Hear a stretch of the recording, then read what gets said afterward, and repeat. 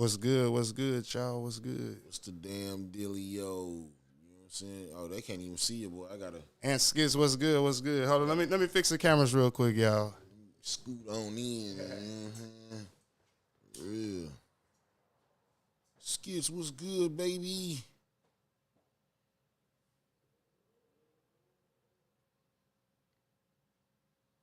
A little bit more. There you go. There you go. There you go. There you go. Good money. Your good money.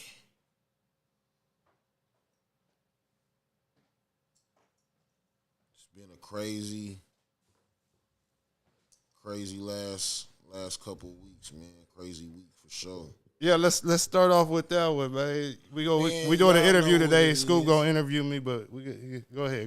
Y'all know what it is, man. We back with another episode, baby, of Riding High Presents Off the Kush podcast, hosted by your boy, the impeccable survival of the illest, Skub Dosage. Goody. Hey, what's good, y'all? What's good? And I got a special guest in the building. The undisclosed underground mayor of the city. My boy, my friend, my nigga, DJ Lil King. What's good? Part What's good, 3. y'all? We Hey, back in this bitch. hey, Ray. Shit, it's been a You know couple what of I'm months since saying? I done got to sit down on the couch. You know what I'm saying? Real talk, man. And always, bro, like, and I'm gonna continue to say this, bro. I appreciate the opportunity and the platform to get off the cushion and tell my stories, man. Oh, really? For real, Yeah. dog. So it's forever love, man. For sure. For real, dog. So yeah, man, a nigga just been having a crazy last. I'm just gonna say a crazy week. I ain't gonna say a crazy last couple of weeks. Life is crazy, but I'm gonna say I just had like a crazy week, man. If for people that don't know, you know what I'm saying, and people that do know, you feel me? I've been in a dog game, breeding dogs for, man, at the bare minimum a decade. When did you get that dog that they said was man, you spent your money on that shit? What year was that? That if was, you recall. This had to be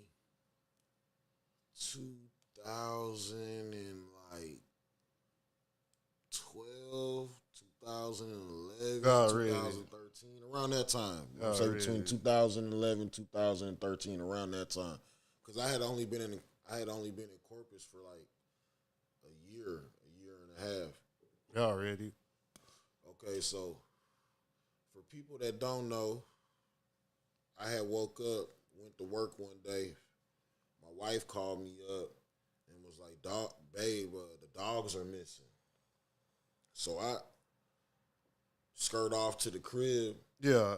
burn off to the crib as fast as I can. I get there, and my gate was open. So when you left to work that morning, everything was all good? As far as I know, like again, like I had dogs. You didn't notice around. nothing that was I out of the didn't- I ordinary didn't when you left to work notice that morning? Already. Nothing out of the ordinary, nothing different than every morning that I went to work, right? Yeah. I get a call from wifey and she like, "Yeah, the dogs, they gone, they not back here, woo woo woo."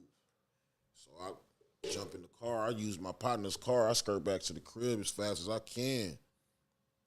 I go driving the whole entire neighborhood, nothing, but the thing of the matter is like my gate was opened a certain way. Mm-hmm. And I just felt that shit was real shady or fishy because You felt like somebody had opened it. in my mind, I felt like somebody opened the gate because it just, the way that everything was set up, it was real fishy. Yeah. You feel me?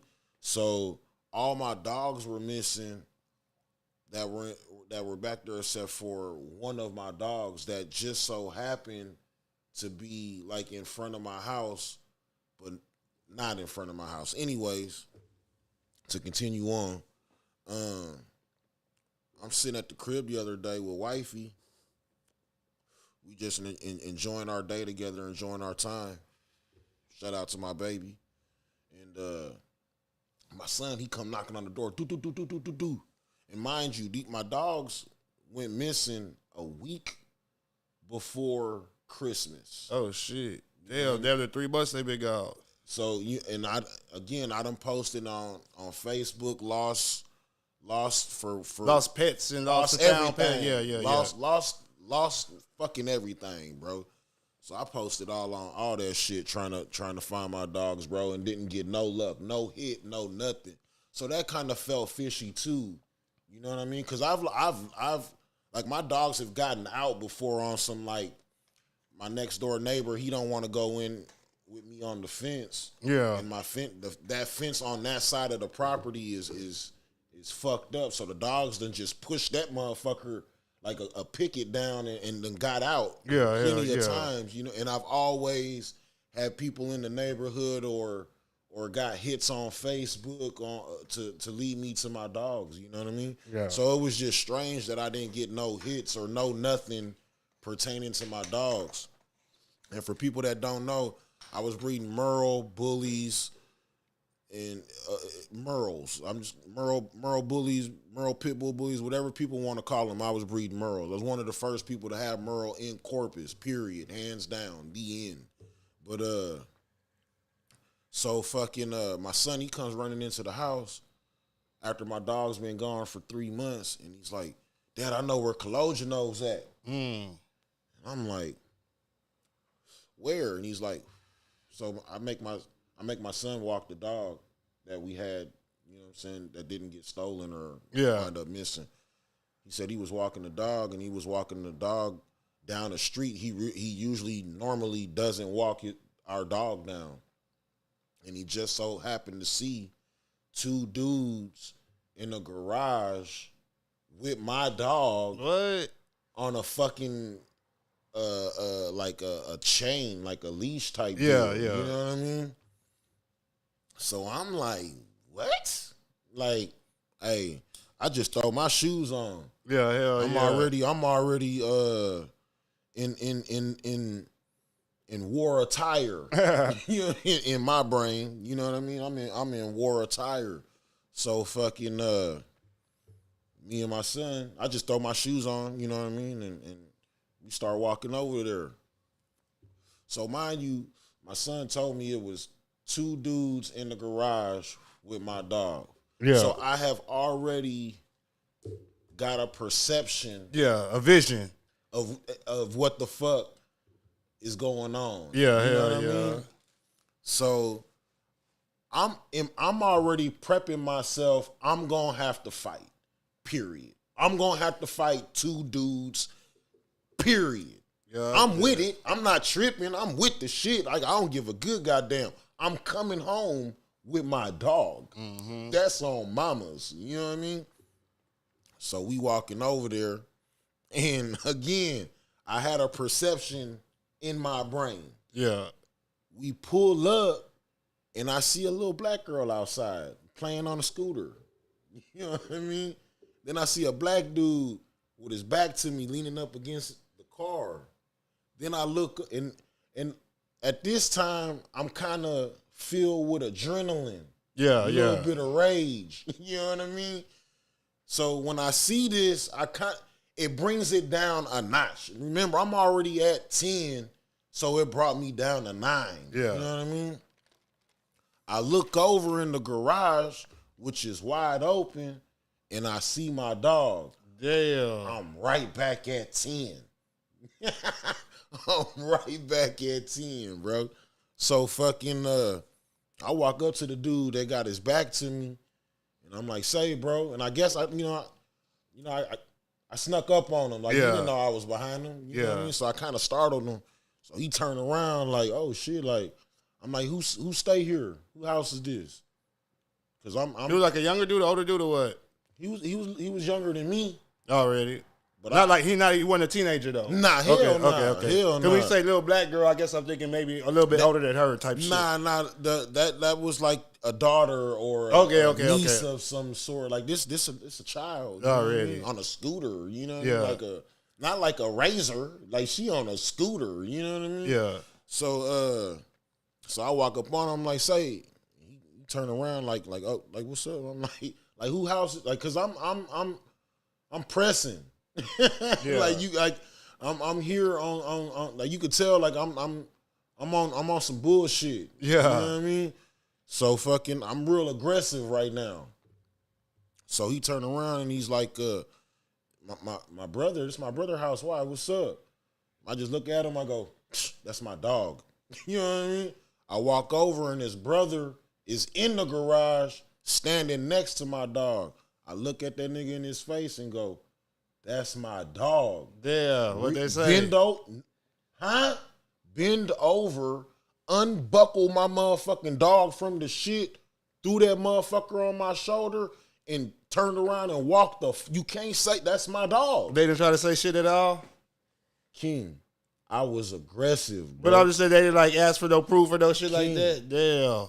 I was being very aggressive, bro, because I was already amped up because of the perception that I had in my brain. Like I was on some, like, it's what we could all go to jail. Yeah. In my brain, I don't give a damn. I'm coming home with my fucking dog. You feel me?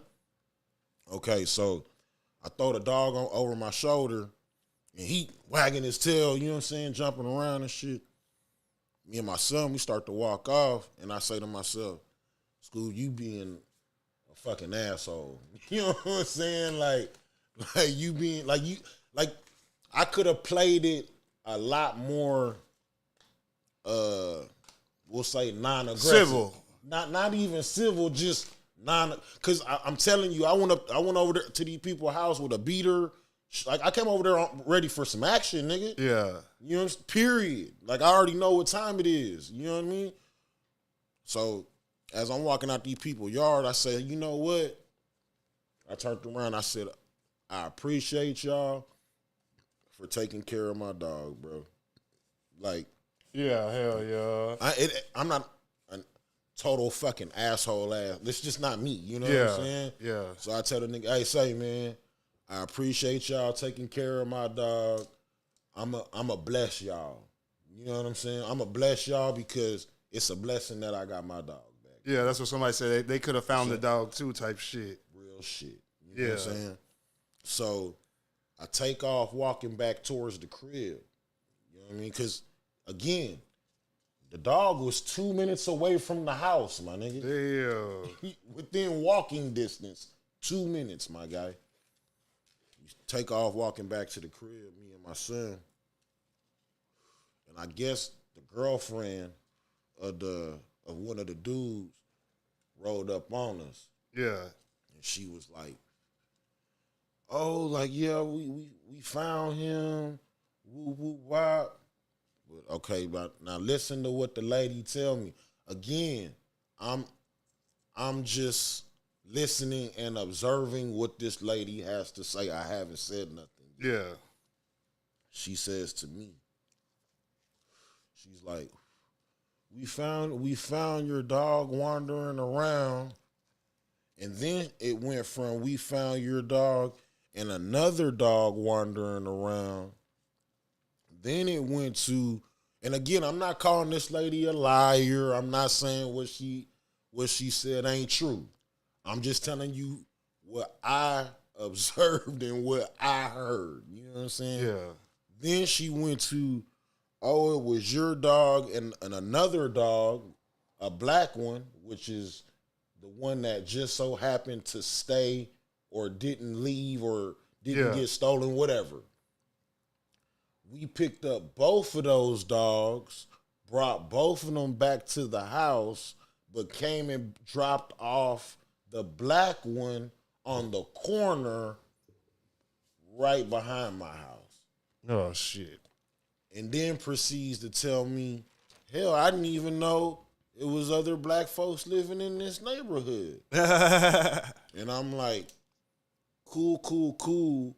But in my mind, out of all the corners that you picked, that you decided to drop the black dog off, why around the corner, like why like within a 10, 15, 20, 50 feet of my house? Yeah. That's kind of like fishy to me. Again, I'm not saying this lady is lying, and I'm just saying the shit seemed kind of fishy that you just so happened to pick up just this dog, and then you picked up both dogs, and then you kept one dog, dropped the dog back off by my house. Yeah, hell yeah. That's a little fishy to me. Again, I want to give her the benefit of the doubt, bro, because I don't know these folks, bro. Hell yeah. You know what I mean? I don't want to say, you know what I'm saying, this or that. But I'm just saying from what I observed and what I was listening to, that's what I picked up. And it just seemed, keywords, seemed pretty fishy. So in a long story longer, you know what I'm saying? I got my motherfucking dog back. Kalogino is back at home with my son. My son is elated. Shout out to my son because if it wasn't for Eli taking the road less traveled, you know what I'm saying? Yeah. I would have never got my fucking family fucking dog back, bro. You know what I mean? Hell yeah. So shout out to Eli, man. Low gang. Load all the way up. Low life. Straight up. So, man, that boy Kalogino is back at the house, man. Already. And I'm still not back in the dog game, man. Fuck that. I'm tired, bro. You know what I'm saying? But man, what's been going on with you, man? That was I just had to get that story out because I know a lot of people that I fuck with are still searching for my dogs and asking about my dogs. Yeah, hell yeah. You know what I mean? So at least we got a little bit of good news out of a horrible situation. I'm still missing 3 dogs. God damn. But my dogs are distinct. Like you can't come outside.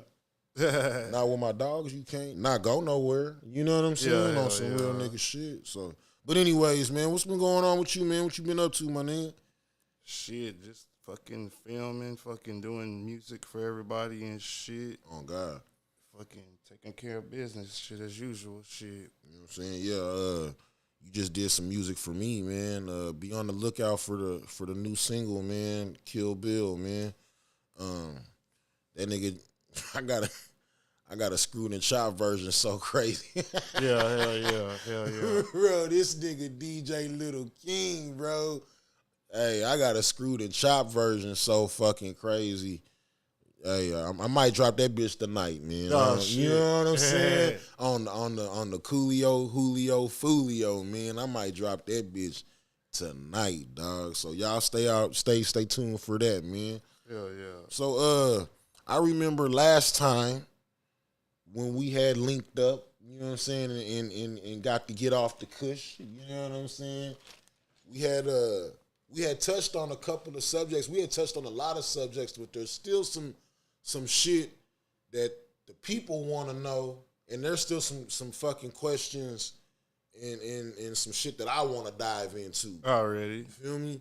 So, I remember you were talking about you went to Oso, of course. You know what I'm saying? Transferred to Carroll. You know what I mean? Yeah. Stay with your my grandparents. folks, Yeah. You know what I mean? What was your grandpa's name again? Because your grandpa is sort of like a Oso, like he's an Oso legend. Yeah, let's not even say sorta. Like your grandpa is an Oso legend. So let's go ahead and put it. You know what I'm saying? His name all the way out there. My grandpa's name is Edward King, and most people that knew him at West Oso would call him Mr. King. He was a light skinned older black man that would always be walking around with the pimp suits and shit. You know what I'm saying? Fly as the sky. You know what I'm saying? Yeah. Old school fly as the sky. Okay, so with him being, was he your mom's dad or your dad's dad? Well, see, that's kind of where the story kind of gets like tricky because he was my mom's stepdad. But so is that why he has the last name King and y'all are Boston? Well, my last name Boston because my mom named me after my dad. So my dad's family they were the Bostons. So okay. My mom's dad's right. My mom's I'm dad's tripping. last name. I'm high, y'all. My fault. Is his name is Hughes and whose last name? my mom's dad. Okay. My mom's mom, they're Youngs. Like, right. Young. Her real dad's name is Hugh. Yeah, and he actually got killed whenever I was 2 years old by his wife. Like, not my grandma, you know what I'm saying? Right. But by his wife. He got whenever I was 2 years old, like maybe a little bit before I turned 2. I think he got killed. He was walking in the house. He was walking in the house, and I guess he had back in those days, people was getting around cheating and stuff like that. Yeah. The niggas have a whole family. Yeah. The next city, nigga have a whole fucking family in Robstown. Whole complete family. I'm talking about a whole wife, kids. Yeah. I'm talking about like everything in Robstown, nigga. And then come here on the motherfucking week and have a whole nother. Yeah, that was a thing back then, nigga. That was a real thing. So yeah, he got killed by his wife walking in the house, and basically she killed him after like all the accusations and all that. And back in those days, my mom told me, I don't like this. I ain't gonna say I don't know how true it is, but my mom basically told me that she didn't get no time. Because back in those days, it was like right, like that. Like, them type of laws wasn't even really. Yeah, and it was a little country ass town. You know what I'm saying? And then I want to say she came with like her defense was basically like. That he was like beating on, you know what I'm saying? Stuff like that type shit. I don't know how true this stuff was, but basically that's what my grandpa, like I met him, you know what I'm saying? But I don't have no memory of him. Right. So the only grandpa that I knew was my grandpa, Mr. King, you know what I'm saying? He was in my life. Like, which would be your mom's new husband. Yes, right, exactly. Right. Exactly. Right. And he was like, him and my grandma had got together probably like in like, the 60s, you know what I'm saying? So he raised my mama. Wow. You know what I'm saying? So Mr. King raised my mama. So that was she knew who her father was, but that was like the man that was in the house that raised her, really, you know what I'm saying? That looked after you had my father and a dad. Yeah, that looked after my grandma, because my grandma had 3 other kids. So my grandpa, Mr. King, you know what I'm saying? He looked after my grandma and Mr. King only had 1 kid together, which is my Uncle Jamie. Did he have kids from a Hella. No shit. But they were all like upstate, like in Dallas and stuff like in Dallas, that's dope. Corsicana. And we would always go visit them and stuff like that, you know what I'm saying? Go to like my grandpa's like family reunion and stuff like that. But we would always be like up in that's how I like traveling like all the time, like going through like all these little towns, like recognizing a town like a Mahia or Gainesville and shit like that, just from traveling the highway and seeing those names on the fucking on the Atascocitas and shit. Shit like that. Fucking such and such town, 40 miles away, and then, you know what I'm saying, then turn right to go, like that type of shit, you know what I'm saying? So growing up, like, we would always travel to go visit my grandpa's kids and stuff like that. Like, my grandma, she wasn't, like, a hater type shit, you know what I'm saying? Like, she welcomed the relationship. Hell, some of my grandpa's kids would come to Corpus and stay with my grandma and my grandpa type shit. Right. Hell yeah. As they should, type shit. You know yeah. But my grandma and my grandpa only had like 1 kid together. And my grandma and my real grandpa only had 1 kid together. Oh, wow. You know what I'm saying? Wow. So Mr. King basically took care of his son, which was my Uncle Jamie, and all my grandma's other kids, because Jamie was a baby. Wow. You know what I'm saying? That was like that was the last, you know what I'm saying, the last kid that they had, that my grandma had. So yeah, that's how the name King. So my uncle actually took my granny's last name. I don't know why. This is probably the old day stuff, but he actually took my granny's last name. Like, what do you mean? Like, my grandma's last name was Young. So my uncle's, if he was named after his pops, which is my grandpa, his name would be it's funny because like what's the damn name? The Jamie Foxx show. What's Jamie's Foxx's name on the Jamie Foxx show? Jamie King.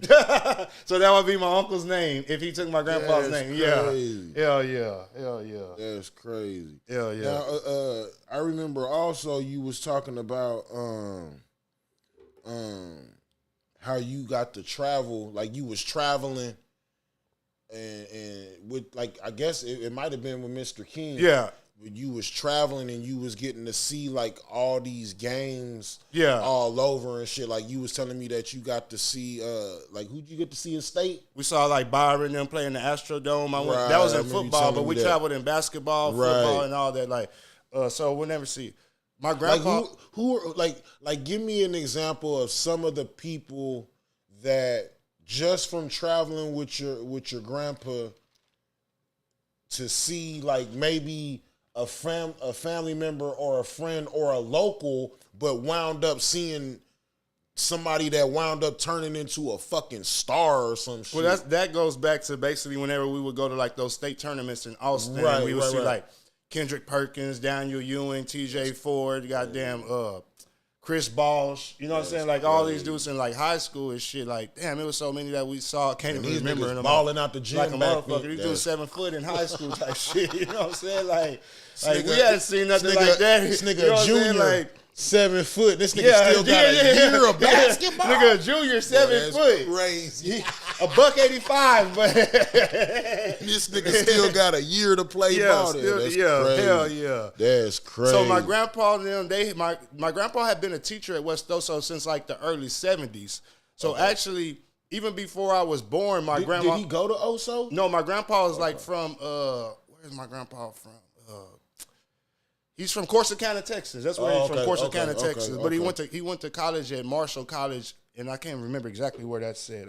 Marshall College. That's where he went, or a school in Marshall, Texas, or something like that.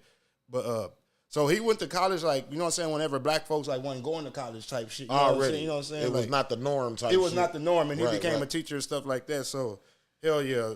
So yeah, we would go to he became a teacher, like I say, at Oso in like the 70s. Even before I was born, whenever West Oso went to state in basketball, like they went to go watch them. So that's crazy. Because you say what was state then? State, what we consider state in basketball is whenever you're one of the last 4 teams standing. Okay. Whenever it used to be to go to Austin, but now state is in San Antonio. In football, I don't really know. In football, I guess I consider state like the state championship game. Right. In basketball, we consider state like if you make the Final Four, like that's whenever you win the regional tournament, like the regional round, that's when you go to state type shit. And I think in track too, if track once you win the regional. You know what I'm saying? Then that's when you go to state. You know what I'm saying? Like regional finals. Once you win if you win regional finals, you going to state. You going to state, and that's how it is in basketball. You win the regional final, you go to state, and you're basically in basketball. You're one of the last 4 teams standing. Okay. So they had been going. They saw like Jerry Davis and them go in like 76, 77, and 78 type shit and shit. And then they went again in like the 80s, and I went with them in the 80s, but I don't remember none of this. They went in like 86 and 88, and every time they went, they ended up losing. Then they went again, and these are times I remember going in like 99, 2000, and 2001. And this is whenever I'm like in middle school and shit like that. Right. Hell yeah. And okay, so who else did you like nigga, give me some, like, is that all the people that you saw, or? That I could just remember off the top of my head. I got like basketball programs and stuff like that, but let me see. Mike Evans that actually played football for the wide receiver for the Buccaneers. Right. I saw him actually play basketball. That was like way later on, but man, let me see who else I see. Like this white boy named Chris Ogden. He ended up going to play at UT. Man, there was like a lot of these kids were raw, but they didn't really just go to the big schools. Some of the ones that I remember that were like raw didn't really go to the big schools, but the ones that were raw and did go to the big schools were like the ones that I named, like the Chris Bosches, the Kendrick Perkins, and the Daniel Ewings, and the TJ Fords, and all them, you know what I'm saying, Kenny Taylors and all them. They all went to like Baylor, UT, and Duke and shit like that. Them other dudes that I remember that were balling probably went to fucking Wrangler Junior College or community college type shit. You know what I'm saying? They didn't really get the big. They didn't really make it big to where you would know the names if I was to say them type shit. Right. No, that's hell yeah. Now you said that you got a chance to see this nigga Shaq play, man. That was in a regional semifinal in Kingsville in 1989. Also, so you like want to say you win your first 2 playoff games and then you make it to the regional. It used to be win 2 playoff games and make it to the regional semifinals. And shit. I don't remember. I was there in attendance, but I don't really remember. But they have the pictures and all the stuff online. And I remember my mama and them telling me this story when I was like 5, 6 years old, as early as I can remember. Like, just them telling me that Shaq dunked all over Oso type shit. Like, they basically stood no chance that night. You know what I'm saying? Oso is known for, like, speed. Like, they ain't really have, like, it's rare that Oso gonna have a dude that's over 6'3". Right. So they always had to win with like speed type shit. You know what I'm saying? Control the speed exactly of the game type shit. Man, so they read up against Shaq. You know what I'm saying? He was a 7 foot goddamn. Yeah, that was his senior year. Yeah, hell yeah. There's no way you stopping a senior in fucking high school. I don't say the dude put up Shaq, nigga. Yes. It's not. I don't give a damn. Dude put up like 30 points and like 20 rebounds type shit. You know what I'm saying? And then had like 7-8 blocks. Nigga, that did like a triple-double and shit. You know what I'm saying? Like, they have like the stats posted on like the College Times website and all that shit. Yes. They got the pictures and all that still. Say, man, like, let me just say this first and foremost, bro. As a human being, yeah, Shaq is probably one of the greatest fucking people out there, dog. Yeah. As a basketball player, hell bro, this nigga is probably one of the greatest, center of all time, dog. Like, arguably, a lot of people want to compare Dr. J and you know, a lot of these greats, but there's never been a dominant center like Shaq. We're not even gonna say dominant. Just the stature. Yeah, that's what I mean. Fucking Shaq, a fucking 7 foot 300 nigga that could fucking run a 4'9" or something. Yeah, the dominant force that he was. Yeah, hell like he was just a hard person to contain, bro. I don't think that nobody didn't get fucking posterized by this guy, bro. And you got to see this nigga with your eyeballs, bro. My mom met him. Already, hell yeah. My mom met Shaq, and my daughter, that she got a full ride basketball scholarship right now in Houston. Yeah. I remember you telling me that. She got to meet Shaq, you know. Hell yeah. Shaq a good dude, man. But you were saying earlier, like, who did we have like on the team or whatever that we like fought? Man, we didn't have nobody on the team. Most of them years, a lot of those kids were my grandpa's students. Wow. You know what I'm saying? A lot of those kids that we would go watch were like my grandpa's students. So my grandpa he was just a big supporter of his school and his students type shit. You know what I'm saying? Right. So he just made sure he showed up. Yeah, hell yeah, every fucking thing. Football, football, anything, basketball. you could look in the stands and see Mr. King. You goddamn right. Yeah, that's fire. You goddamn right. That's fucking fire. That's fucking yeah, fire. Hell yeah, dog. straight that's up. Fucking hell fire, yeah, bro. That's ill. So like, did you? I don't think we got a chance to get into this in the last couple of episodes, but like, did you play sports growing up or? Yeah, I played. Let me see. I played.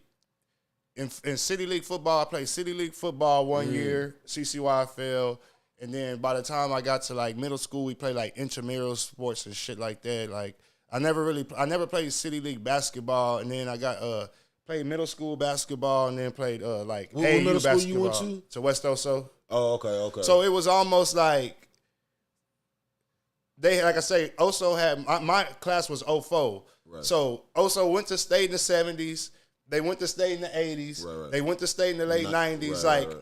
We're the next class. Right. And the reason I say, like, we were the next class because my class, like, we were fucking raw as fuck. Like, in fucking basketball and football. Like, any fucking sport. Did y'all wind up going to the ship or? I didn't end up, my class that I was supposed to graduate with, they ended up going to state in basketball, to a Final Four. But yeah, in middle school, like, shit, we were raw as fuck. Shit, we fucking... In basketball, we only lost like one game in 2 years, and fucking that was the city championship game. We played against Tom Brown at fucking Grant Middle School. They had Allen Coleman and Joe Cuellar. We played against Tom Brown. We made it all the way to the championship game. Who was the one school that y'all lost to? Tom Brown. Oh no, shit. Yeah, it was. Oh no, because we went undefeated in district, and the last tournament of the season was the CCISD tournament. And I remember our first game we played like Caffrey, blew them out. Our second game, I think I told this story before. Our second game, crazy. Which was on a Friday, we see the tournament bracket, and we see that we played Grant on Friday at Martin Middle School. So I remember we thinking, man, we play against Grant, man. Grant was like a fairly new school at this time. So I just remember us thinking like, man, we finna go haul these white boys out, man. We finna do these white boys in. We from the West, these white boys from way over there. We finna do these white boys in. Man, we walk in the gym all fucking suited up. We had our fucking like jumpsuits and shit over our shit and everything. Man, we walk in the gym. Grant's whole team is nothing but niggas. We like, God damn, we done talked all this shit all day in school. We walk in the gym, Grant nothing but niggas. They maybe got 2 white boys on the team. Hey, hooping like a motherfucker. Hooping like a motherfucker. We barely beat them, but we ended up beating them. Then Saturday morning, we played against Cal Island, beat them out. And then Saturday night, we played against Tom Brown for the city championship. And we ended up losing that game by 3 points. which I felt was a controversial call. At the end, once it was like they were up by 2, and we had to do like a long pass to get ready to fucking score to tie the game. It was like fucking maybe like 20 seconds left, and our center, he did a drop step and actually scored, and the ref called a travel. They called a travel on this drop step. Then they end up passing the ball in. I mean, they passed the ball in. We fouled them, and they ended up making one free throw, missed another free throw, and we didn't make it. You know what I noticed about the Corpus Christi refs, man? Yeah. Like, I feel that they be finding the referees that went to one of them niggas' schools and then throw them in there like, nigga, you went to King? You ref the King game. Then you finna ref this King versus Moody game at Moody. Oh, shit. You know what I'm saying? And Moody ain't finna get, like, bro, they be doing some weird, like, so I 1,000% believe that shit. We kind of felt like it was like a CCISD bias because it was a CCISD tournament. It was us against Tom Brown, and I don't know, maybe it wasn't even true, you know what I'm saying? But at the time, we felt like there was no way that they were going to let West Oso take the CCISD tournament. That's the way we felt at the time type shit. I believe that shit. Like, I never knew how, I'm not going to say political, but I'm going to say how just the seriousness of children's sports is fucking insane. Is it like that in Cali, or was it like that in Cali back in the day? It's like that all over the United States of America. Well, like now it is, you know what I'm saying? But even I remember like being a kid playing like CCYFL, which was like the youth football league, and even back then, like that was like big shit. Like when it was like youth football, like big shit, like in Cali. I didn't play football growing up. I played basketball my whole entire life, and like, cause football's real big in Cali. You know what I'm saying? That's what I say. It is. But is it bigger in Texas? Would you say? Nigga, Texas football here is like life. Is religion, like, you know what I'm saying? Like air. You know what I'm saying? I told my son, nigga, fight your ass over high school. I told my son told me, he's like, I don't want to play football. I said, son, you're a Texan. Like, you have to play football. Like, I'm sorry. Like, like I don't make these rules, nigga. Like, I just follow them. But yeah, like growing up, bro, like with the back, like, again, I can only speak from like a couple of sports, but basketball was a big deal, but I think it was more of a big deal to the coaches and the students than anybody else. Like, I don't think the parents just like it was something to keep us out of fucking trouble. Already. Like, I don't like, bro, like I told my mom the other day, bro, like, you know, like she never ever seen me play a school sport. Damn. Not ever, bro. She never saw me play a school sport because she was too busy working, and I could just never falter for that shit. But yeah, dog, like it's the same everywhere, bro. Like I remember Little League growing up as a kid playing baseball and shit. Already. And them parents fucking flipping out, bro, over and I just the reason I remember it because I remember being so naive and baffled on how like the kids weren't even taking it this serious. I remember when they would take it so serious, it would trip me out. Like, bro, like we're like that baseball was serious in the 90s. It's gonna be over in like fucking 30 minutes. Like nigga, we just want pizza at the end of this shit, bro. What the fuck? Like, man, I remember them. I remember them times, man. That shit was fucking crazy, man. Yeah, for real. So, like, you said that West Oso went to the Final Fours. Yeah, the ones that I saw was like, man, and I'll break it down like this. This is crazy because, like I say, they went in 86 and 88. Not to cut you, and you said that these Final Fours were where at? In Austin. So y'all like in Austin's like roughly like 2 hours. 3. Like I would say 2.5, 3 hours. 3 hours. Like, so y'all would every year. But this is what so once you win those first 2 playoff games, a regional tournament is always in Kingsville, at Texas A&M University, Kingsville. No, okay, always. So this was so in '86 and '88 they won the regional tournament in Kingsville and went to Austin. I was there, but I don't remember none of that shit. You know what I'm saying? So as far as I can remember, we would always go to Kingsville and lose. Because the regional tournament, you win on Friday, you play Saturday for the championship, you win the championship, that's when you go to state. I remember going like to the regional tournament like probably like 6-7 years straight, and we'd always go and be hyped up like a motherfucker, gym fucking packed, whole college gym packed, and we lose on Friday. You know what I'm saying? Or bam, we win Friday, we coming back Saturday, we showing up 2-3 hours before the game even starts, because that's how OSO was, you know what I'm saying? Right. And then Saturday game coming, bam, we get blown out. So I remember literally like 6-7 years in a row, like literally going to Kingsville, losing that Friday, getting blown out that Friday, or winning that Friday, being hyped up to come back Saturday, blown out driving Saturday. all the way to Kingsville Saturday fucking morning, and then getting blown out again. So for 6 years, nigga? Like 6-7 years in a row that I can remember. You know what I'm saying? And I'm a kid, like, to me, this shit was like heartbreaking. Like, that's it for the season. You know what I'm saying? Like, they didn't got this far and then that's it. For nothing. But they would get the regional, you know what I'm saying? To regional, you still get like, but to me, like, I had never saw a state tournament that I can remember. Right. I had just always heard about, if you win state, you go to Austin. But like I say, whenever I went to state with them in the 80s, I was a baby. Like, I don't even visually remember none of that shit. You know what I'm saying? So in my head, I had never seen getting past Kingsville.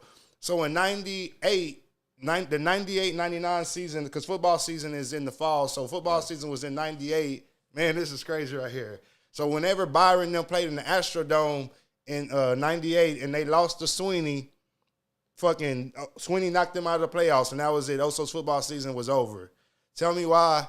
Whenever Oso played in '99, which was the same year, but it over. You know what I'm saying? You know how school overlaps the year. You get the Christmas break and overlaps. So in '99, which was the same year that they had lost to Sweeney in the football, like I say in '98. So they're fucking. That Friday we go to Kingsville, but it's almost like we know we're gonna lose. This is what y'all do. This is what we do. We get to Kingsville and we might win Friday, but then we're going to lose Saturday. Right. So we get to fucking Kingsville. We magically win on Friday. Come on.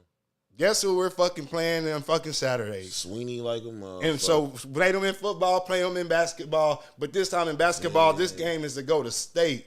And remember how I told you about the dude, Dickie Valdez, who was the art teacher who would have the things that they Right. Every week. Right. That was during football season. He didn't do it during basketball season. That was just during football so they could run out through the goalpost type shit. Right. So that Saturday we go to fucking Kingsville, fucking it's a close game, but Oso ends up fucking pulling it out. And man, I was like on Saturday.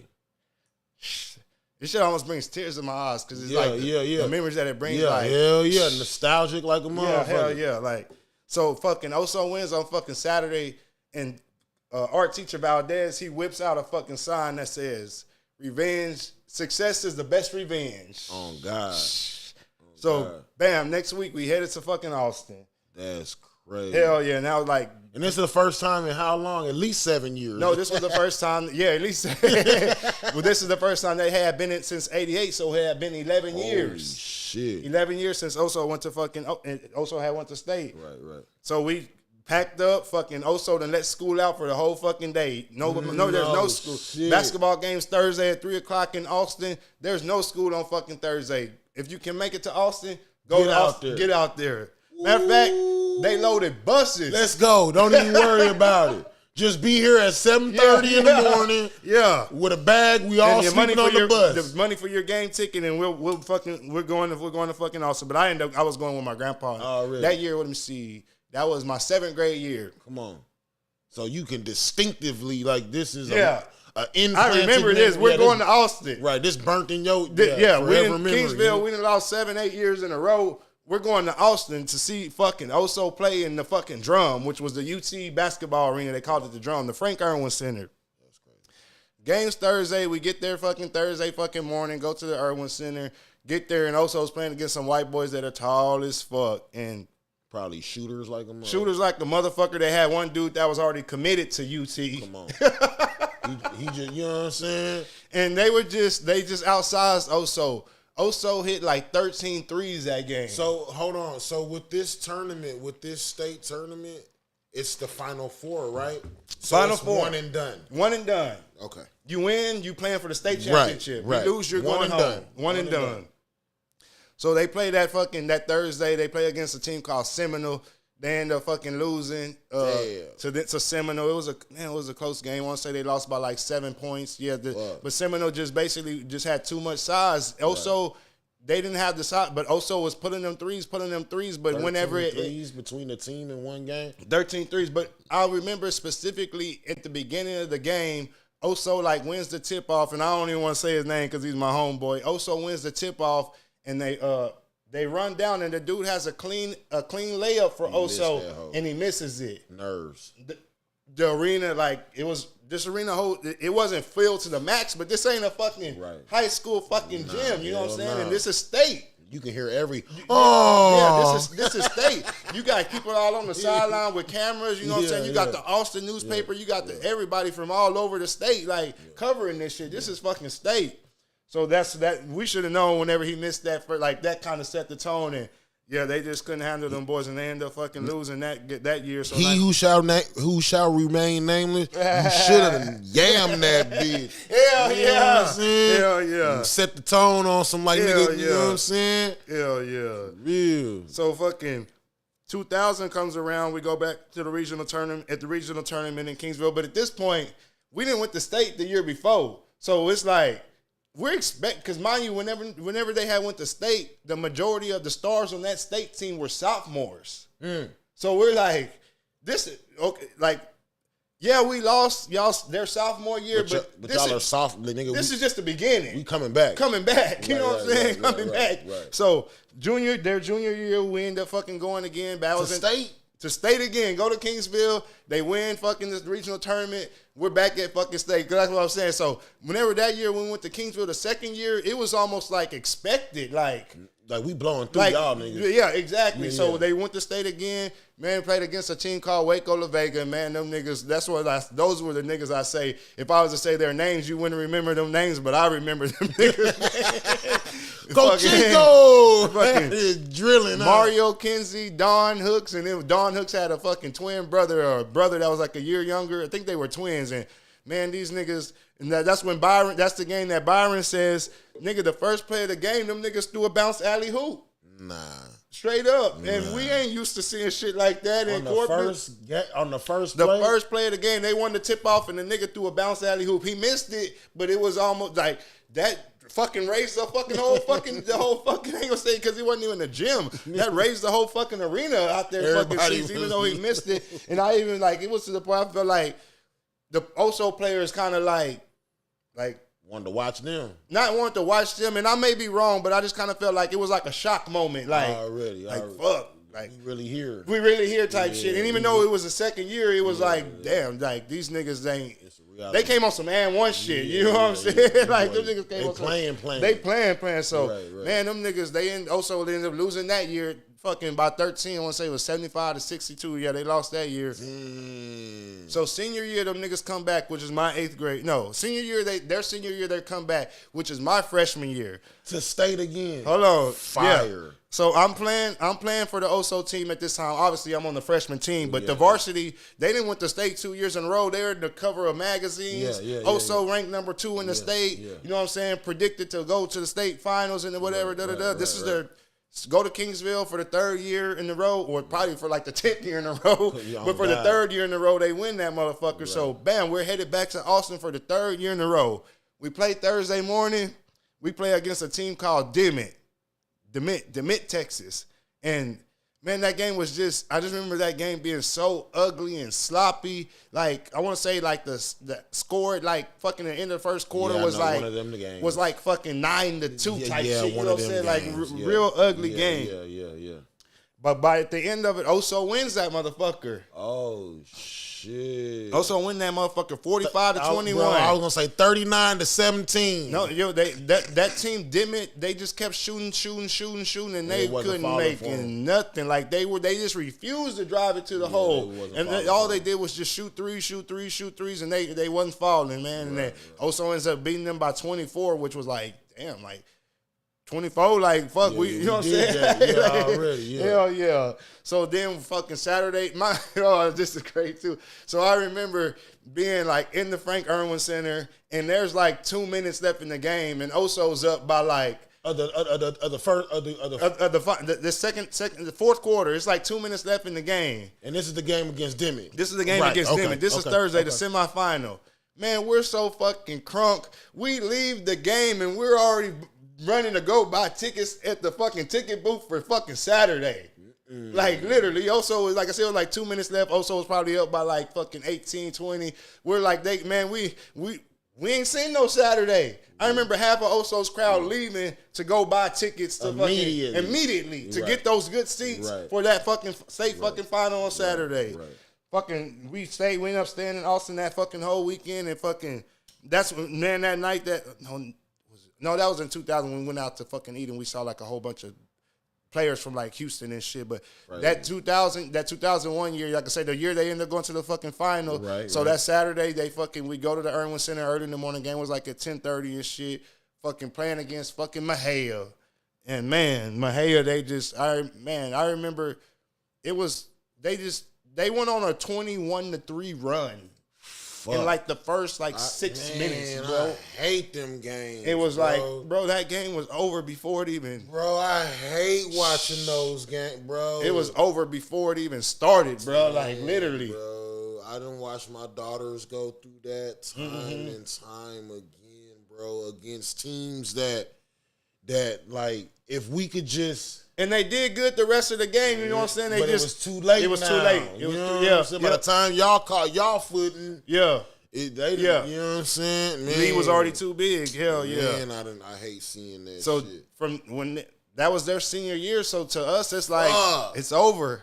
Like fuck, we ain't fuck. It'll be a while before we get back to Austin. Damn. And what year was that? That was my freshman year. So that was my freshman year. So by that time, what was the final score? Bahia, Oso. Damn, what was the final score of that game? Fuck. It was a blowout, bro. It was like 80 to 62. It wasn't like it wasn't no 40-point game or nothing like that. They beat them by like 18, 20 or some shit like that. Hell. But during it, put it like this, the score at the end of the game was closer than what the game actually was. If you would have watched the game and saw the final score, you would have been like, how did the final score end up being that close type shit? You know what I'm saying? Yeah. So then by this time, I'm already going to fucking Carroll and shit. Fucking 2002, they ended up sucking because all the niggas had graduated. 2003, they were fucking sucked. They were all decent. They just weren't really good. You know what I'm saying? Right. So then by the time my senior class comes around, I'm already left Oso. I'm already going to, I wasn't even going to Carroll at that time. I was going to La Raza at that time. So the hood's La Raza. It was a charter school called La Raza. It's still around over there. The ML Garza school is on fucking Greenwood. Yeah, I was going to a charter school at that time. It was one of those schools where you go and you can get a whole lot of credits like real fast. Yeah. So my whole thing was I'm gonna go continuation type shit. I'm gonna go to this school, get a whole lot of credits fast, and then go back to regular school type shit. Right. But I ended up going to La Raza and just basically saying fuck all that shit because it was just a whole bunch of fucking bullshit. So they, like I said, my senior year they ended up fucking going back. They go back to state, which were my homeboys that when we were freshmen. When them niggas went to state for the third year, we saw them go to state for the third year. We were freshmen. Well, like I said, my homeboy, their sophomore year they suck. Our junior year they fucking suck. Senior year, my homeboys, I remember being in Kingsville and watching them niggas play to go to state and watching them niggas beat that team and just sitting in the stands. And I didn't have, like I said, I don't like to live my life with no regrets. So I hate saying I regret this. But I remember you could have been a part of that team. Those were my team. We played in 7th grade, right, 8th grade, of course. 9th grade. Right. Like those were my That was your team. That was my team. Right. They're going to fucking state. You know what I'm saying? Right. Like that's our senior year. Right. That was our dream. We always said in 7th grade we're gonna go to a state champ, not a Final Four. And damn, by the time, like, you know, and mind you, in middle school, there's 2 teams. You got the A team and the B team. Each one of them team has like 12 people. So let's just say 24 people in 7th grade. In 8th grade, we had probably had like 20 people between the 2 teams. You know what I'm saying? Right.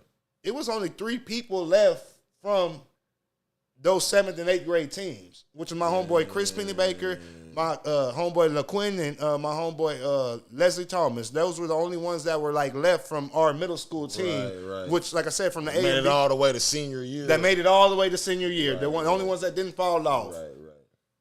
That's fucking crazy. And they did they win state or what? And actually, that year did they make it to the final 2 or that year? That year I didn't go because I didn't go to Austin because I was 18. It was spring break weekend, so I chose spring break over going to the final, the final 4 that year. You know what I'm saying? Not to cut you.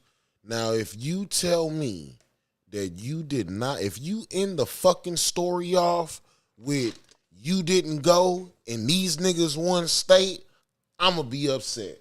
Now, I remember being like, I stayed in Corpus. My grandma and them went to the game. My grandma had a cell phone at the time. I remember calling my grandma for updates.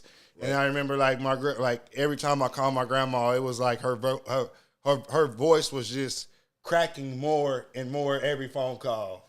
Fuck. Yep. And they got blew out that year. Yep. Hell yeah. 2004, they went back to state. They played against a team called Kuntz. And Kuntz blew them niggas out the water, man. Back goes the Dimmitt shit ended up happening to them. Fuck. And like, couldn't hit no baskets. Right, you know what I'm saying? Like, and I'm watching because this is state tournament weekend. This past weekend, I mean, today is Sunday now, but Saturday, Friday, this was state tournament. This was Final Four weekend. This weekend, you know what I'm saying? Right.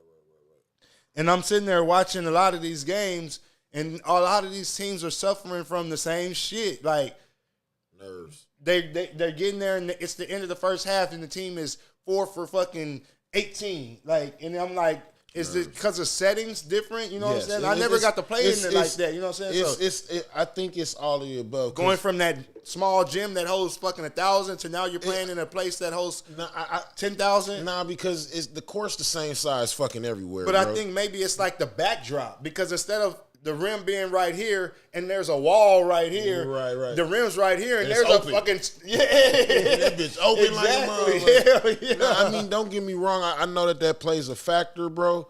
But I think that,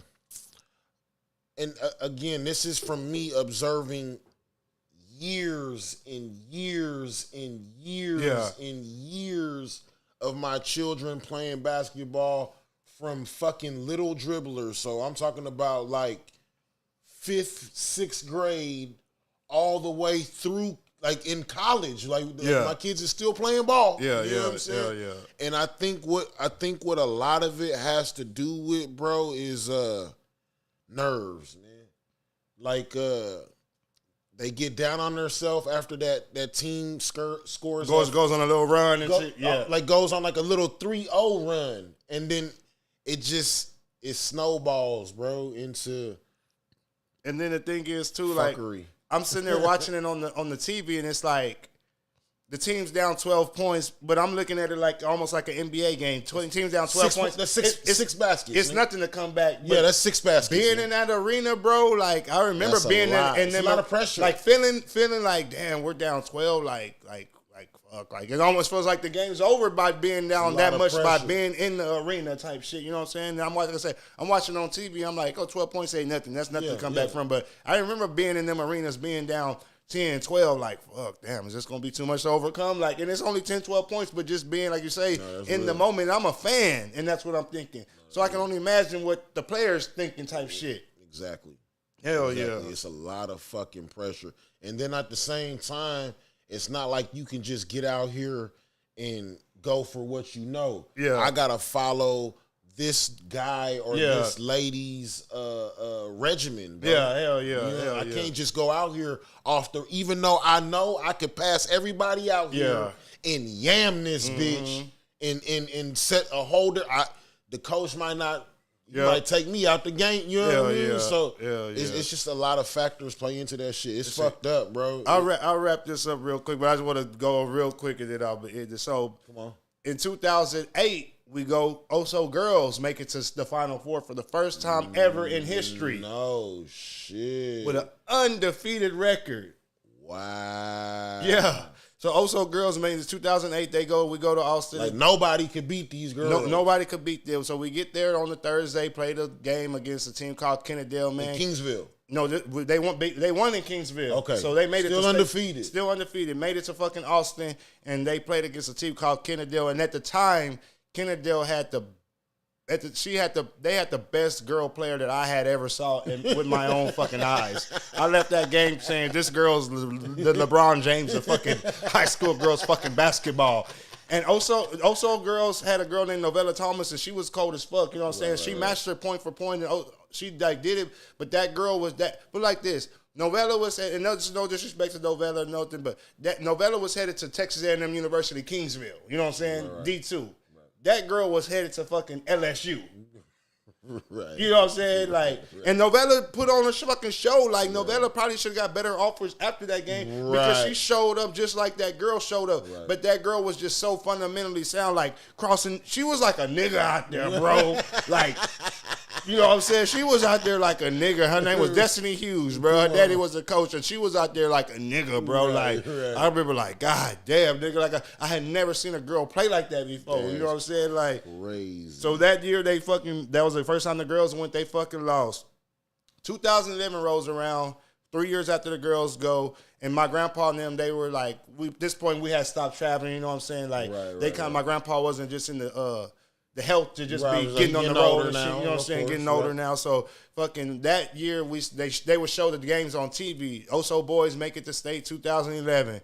And we're watching the game on TV, but we're almost like, it's gonna be the same old shit, you know what I'm saying? Get the fucking state, get there Thursday and lose, because that's what we always do, lose on fucking Thursday. That one year in 2001 when we went, that was like a fucking miracle that we made it to fucking Saturday type shit. So we watched the game on fucking Thursday, and Oso boys, they played against a team from fucking Dallas, and man, at halftime it was a close game, but at the end of the game, Oso ended up beating them niggas by 20. Damn. So damn, now we playing on fucking Saturday. Oso's playing for a state championship. Who the fuck did they play against? Against a team called Burke Burnett. I don't even know where the fuck Burke Burnett, Texas is, but that's who they also played. Woke up early Saturday morning and we watched the game. I think I've been through Burke Burnett. Oh shit, damn. Yeah, I think I've been Burke. Yeah, with a K. Yeah, I think I have. Hell yeah. So Saturday morning we wake up. My grandpa. I think my brother was at work or some shit. We all wake up and we get ready to sit there and watch the Oso game. And it was Oso versus, like I say, Burke Burnett playing for the state championship. Oh. Close game the whole fucking game. All the way to like the last 30 seconds of the game. Oso pulls that bitch out. You lying. Oso pulls that bitch out. And to this day, I always say to myself, like, holy my grandpa died 3 years later. So to me, all those years that they had traveled to go watch Oso from the 70s, the 80s, the 90s, the fucking 2000s. In 2011, they finally fucking brought that bitch home. And even he was watching. And he was watching. Come on. So my grandpa he died 3 years later. But my grandpa, to this day, I always say, like, he got to see Oso win the state championship. That's what he needed. You know what I'm saying? No, that's what he needed. He got to see Oso win the state championship. Fire. Hell yeah. That's ill as fuck, bro. That's ill as fuck. Hell yeah. I like that type of shit, Hell bro. Yeah. That was dope as fuck. I like that type of shit. Hell in the 2011 boys, who were they, man? Like Raymond Robinson, Willie Harper. And Willie Harper, his uncle and his daddy were on the 80s teams that win and lost. So it was almost like redemption for them too, you know what I'm saying? The Daniel Marshall, who else was on there? Brandon Scott. It was a bunch of shout out Chauncey Avery. He's now the head coach at Oso. Come on. Yeah. Hell Come yeah. on, man. Hell yeah.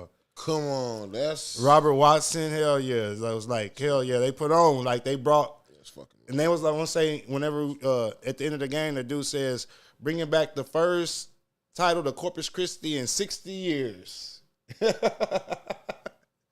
They brought back the first basketball title to West Oso in 60 years. Forever legend. I mean, to Corpus in 60 years. You know what I'm saying? West Oso's first title. Right. I'm going to say Corpus Christi High School had one back in the day whenever this shit was all segregated and shit like that. You know what I'm saying? But Yeah, 60 years. They brought the first one home. Shit.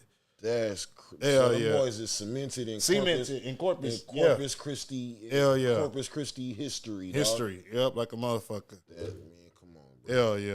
Come on, bro. That's fucking ill, dog. That's the type of shit I like, man. Say my grandma and my grandpa, they both got to see it. We sat there on the couch, and I just remember my grandpa sitting on his recliner that he would always sit on, and whenever that fucking buzzer rang, and at the end of the game, I just remember my grandpa cracked the biggest smile. Hell yeah. That's ill. Now, okay, so not to jump off into another subject, but let's delve into another subject. Like the words a nigga be using. You know what I'm saying? So what got you into, I just want to run it back for the people that may not have seen the previous episodes. Make sure y'all go back and watch the previous episodes. But what got you into the screw culture? What was the song or the first time that you heard screw that you was like, man, what the fuck, that turned you out? And then this is a two-sided question. And then on top of that, what made you decide and say, you know what, I can do this. I want to do this too, man. Okay, the first thing, the earliest that I could probably remember, let me see. The earliest that I could probably remember, like, I remember back whenever I was a kid, like, obviously Screw was like a real thing, but it was so rare, especially here in Corpus, to where Screw hearing the Screw the music or DJ Screw was almost like a myth. Right. Like a myth. Like a legend. Like a legend. Urban legend. Because there was no internet, so nobody knew who this nigga looked like. Right. It was almost like a myth. You know what I'm saying? Like Corpus, Screw was like so far from Houston that you might know somebody that knew somebody. But how do you might not even know if they telling the truth. Exactly. That type shit. You know what I'm saying? Like, exactly. You nigga be like, oh yeah, my cousin knows Screw. Right. Nigga, Screw could have been white for all we knew. You know what I'm saying? Like, right. But and then I remember back in those days too, people. Now, not to cut you, were people like, were y'all jamming? And I'm talking about like this. I'm talking about like in the beginning. Were people jamming Screw, or was it also hard to get a hold of? Because remember, there's no internet. Yeah, it was. So if a nigga had a Screw tape, like I'm letting you know now, if I paid $10 for a Screw tape, $20 for a Screw tape, $50 for a Screw tape, you cannot borrow my fucking Screw. That bitch ain't leaving my eyesight. Well, that's what I say. In those early days that I can remember as a kid, it was almost like a myth to even anything Screw. Because I remember some people would say, oh, it's a machine that you screw it up on. Wow. To where Screw wasn't even a person. It's a machine that you use. Wow. You can make this motherfucker yourself if you know how to. Wow. You know, and this is when I'm like 9, 10 years old type shit. You know what I'm saying? Like, that's what. So whenever I say it was a myth, like, that's some people would say Screw was a man. Some people would say Screw was a fucking machine. I didn't know that. You know what I'm saying? That's ill. Yeah.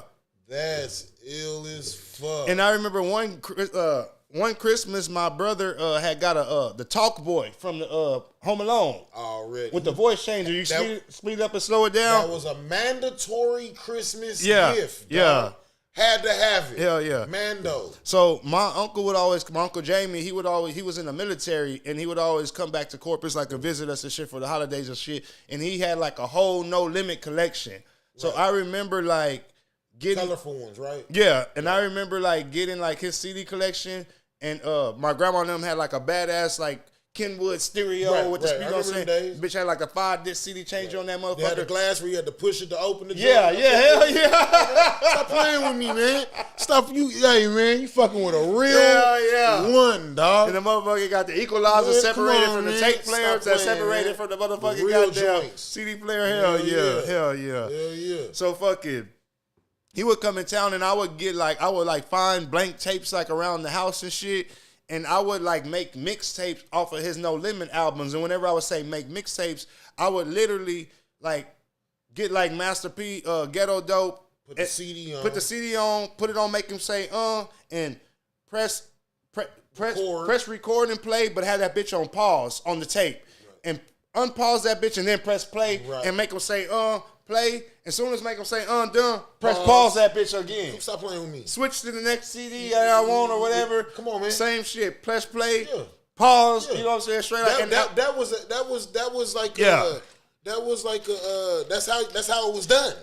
You know what I'm saying? That was a mixtape back in the day. That's the original form of a mixtape. Or if you want to take it back just one step before, it was either that or do the same shit with a tape. But you listening to the radio. To the radio. Yeah. You waiting for your song to come on so you can run to the I got the motherfucking recording time. Hell yeah, facts. You know what I mean? So yeah, I remember them days, bro. I was a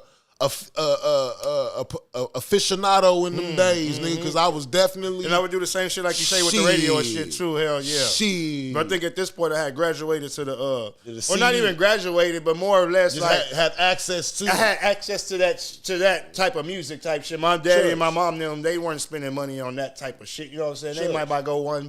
They might they may go buy one brand new CD a year. Right, or maybe when it's tax time, they may go to fucking Best Buy, Camelot, not even Best Buy, fucking Camelot, motherfucking music, or what was the fucking one that was FYE before it was FYE? I forgot fucking what it was called. Disc Jockey. Oh, okay. Remember it was called Disc Jockey. They spelled it DISC Jockey. Nah, it was a store called Disc Jockey. Man, y'all give me a second. I'm finna pull that motherfucker up real quick. I come from the what was it called? Like Music Warehouse days. Like I come from the days where you could go to the mall or I can't. Bruh. Oh yeah, I do remember. Is that where you could listen to the joint? Yeah. Okay. Yeah. Okay. I'm tripping. Disc Jockey. So maybe like around tax time, they would go maybe buy. You know what I'm saying? They go buy like a five CDs. I was just gonna say that. I remember going to the mall. You could go to the disc jockey in the mall, and you could preview the CD before you bought that. Hell yeah. Be like, this dude got fucking flavor in your ear on it. Hell yeah. I'm finna get this hoe. Hell yeah. Then later years, you were able to fucking. I don't know how it was in the beginning because there's no time I was too young to do it, but I want to say in the beginning days they would have a CD that was maybe open because I know in later years it became to the point where you were able to scan it. No shit. So what was it before you scanned it? I know they didn't just let you open the CD and listen to that motherfucker. Like what was like the process before the act? Because I remember going to disc jockey. I remember like you would. You talking about scan the CD and then you can listen to it? And then you would scan it and then listen to it. Okay. Okay. But I remember. Wasn't it like programmed in the earlier years? I think that they had like a couple of CDs. Yeah, right. It wasn't everything, right? It wasn't everything. In the early days, it was just the ones they had on rotation. There's only a couple ones that they had on rotation. Okay, that's like the most popular ones. New releases and shit like that. Hell yeah. What up, DQ? We see you, man. Hell yeah. Hell yeah, and then I want to say in the later years it became where you could scan it and listen to anything. Yeah. Hell yeah, you're right. In the earlier years it was like just like the popular shit like that. Hell yeah. I remember them days. So yeah, maybe like that shit. So whenever my uncle would come in, back, boy. Hell yeah. So we got that fucking. I remember having like a No Limit mixtape and getting my brother's Talk Boy and fucking putting that tape in there and putting that bitch on the slow mode. And getting the output on that bitch because you could plug like a speaker into that bitch. And I got the tape that had the wire coming out of that motherfucker, and I plugged that bitch into the Talk Boy, and I put that motherfucker on the play side, and on the record side I put a blank tape. So whatever was coming from here was playing in that first one, and I was recording onto that second one. Right. So I had the No Limit tape inside the Talk Boy playing slow. It wasn't chopped. There wasn't no mixing. It was just a regular fucking slow down radio style fucking mixtape, fucking slowed down. You know what I mean? Putting that shit slowed down and recorded. And then fucking, I remember putting that motherfucker in my cousin's car. She was older than us at the time. I was like, putting that motherfucker in my cousin's car. She like, man, this hard. This screw or what? And I'm like, at first I remember like trying to hide it, like, hell yeah. And then like an hour later, I'm like, man, that was me. I made that motherfucker on a Talk Boy. And I remember them like, oh, that's how you do it? That's how you do it? So that's when I say screw was like a myth. Like, niggas didn't know a screw was a man, a goddamn machine, or a motherfucking Talk Boy. Or a man making it with a machine. Niggas didn't know what the fuck screw was. So it wasn't until like the later years that's crazy. Probably want to say whenever I discovered it was like a person was like probably like 3 a.m, which was like a commercial release because before then everything was just like underground shit. You know what I'm saying? Like you had to know somebody, or like they always say, like, you may have knew somebody in Cleveland who you may have a screw tape now, but the tape you got was a copy that you done dubbed off a nigga from Cleveland, the nigga from Cleveland and dubbed it off a nigga from the north side, the nigga from the north side and dubbed it off a nigga from the south side. Right. So by the time the tape then got to you, it's all and got hella air in between that motherfucker and all that. Right. So that was the thing about screw tapes. Like, it was hard to get everything an original authentic screw tape. You know what I'm saying? Right. Because Screw was the only person who sold them. Right. It wasn't like you could go to, like, even you couldn't even go to like the flea market or the mom and pop shit. And Screw them would always have a saying too, this ain't that flea market shit, because a lot of people were getting the screw tapes, dubbing them and writing on them like they were screw tapes and selling them in flea markets as screw tapes, saying that they were real when they were just dubs. And you can still hear a little bit of yes, because they were dubs. You know what I'm saying? Right. Hell yeah. So man, hell yeah. I would say probably like I started like. When I realized that it was a person doing this shit, was probably like 9-5, like early 9-5, late 9-5 type shit. So when did you start like going back and forth from Corpus to the H? Man, we would go as as a kid, but as like an adult, the very first time I went was in 2005 when I was 19 years old.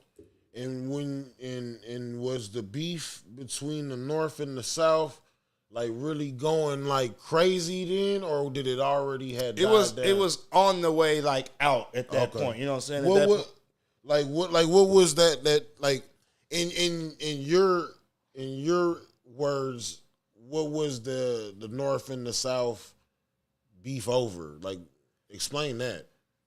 I wasn't there, so I can't really explain like that deep into it, but from what I've fucking analyzed from watching a bunch of different documentaries and videos and YouTubes and different shit, just putting all together and coming together with my analyzation, is that it was just like niggas from the north side were jacking cars all over Houston.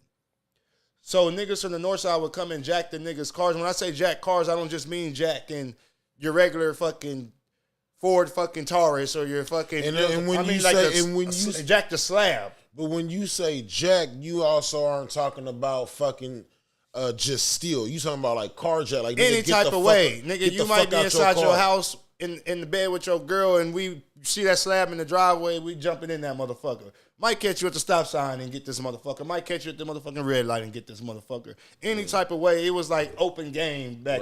Jacking season, as they would say. If you had a slab, nigga, it was open game. They would say you better fucking be strapped type shit, because that's what come with the type shit. Because back in those days, those swingers, they weren't made by Texan wire wheel like they are now. So back then they were rare. You basically, a pair of swingers in them days cost $10,000, and that's just for 4 rims. And like they always say, now you still got to, if you want to put a fifth wheel on this motherfucker, now you still got to go buy a whole nother rim for fucking $2,500 just to cut that motherfucker up to make a fucking, because they didn't sell like dummy wheel. You know, now they got the dummy wheels and all that bitch. Back in them days, you had to have like the actual wheel that was cut up. Shit. Hell yeah. Unless you want motherfucking 4 motherfucking with no fifth wheels, a fifth wheel, a Cadillac wheel. Hell yeah. So they would say crazy. Like that shit goes back to north side niggas stealing cars and taking them back to the north side and or coming to the south side, stealing cars, taking them back to the north side, stripping the cars, dropping the car off back on the south side, riding north side on that motherfucker. Shit like that. Yeah. Taking off all the swingers, all the fucking bang, everything got that motherfucker, the grill, and just drop that bitch off and right north side on bricks. On bricks. And right north side on that motherfucker type shit. So then Screw them get on them tapes, Fat Pat, that I remember specifically, and Lil Kiki and them get on them tapes and start calling these niggas out. Specific niggas or just north? The whole fucking north. Not even specific neighborhood. Y'all condoning it? Not even a neighborhood, the whole fucking north fucking side.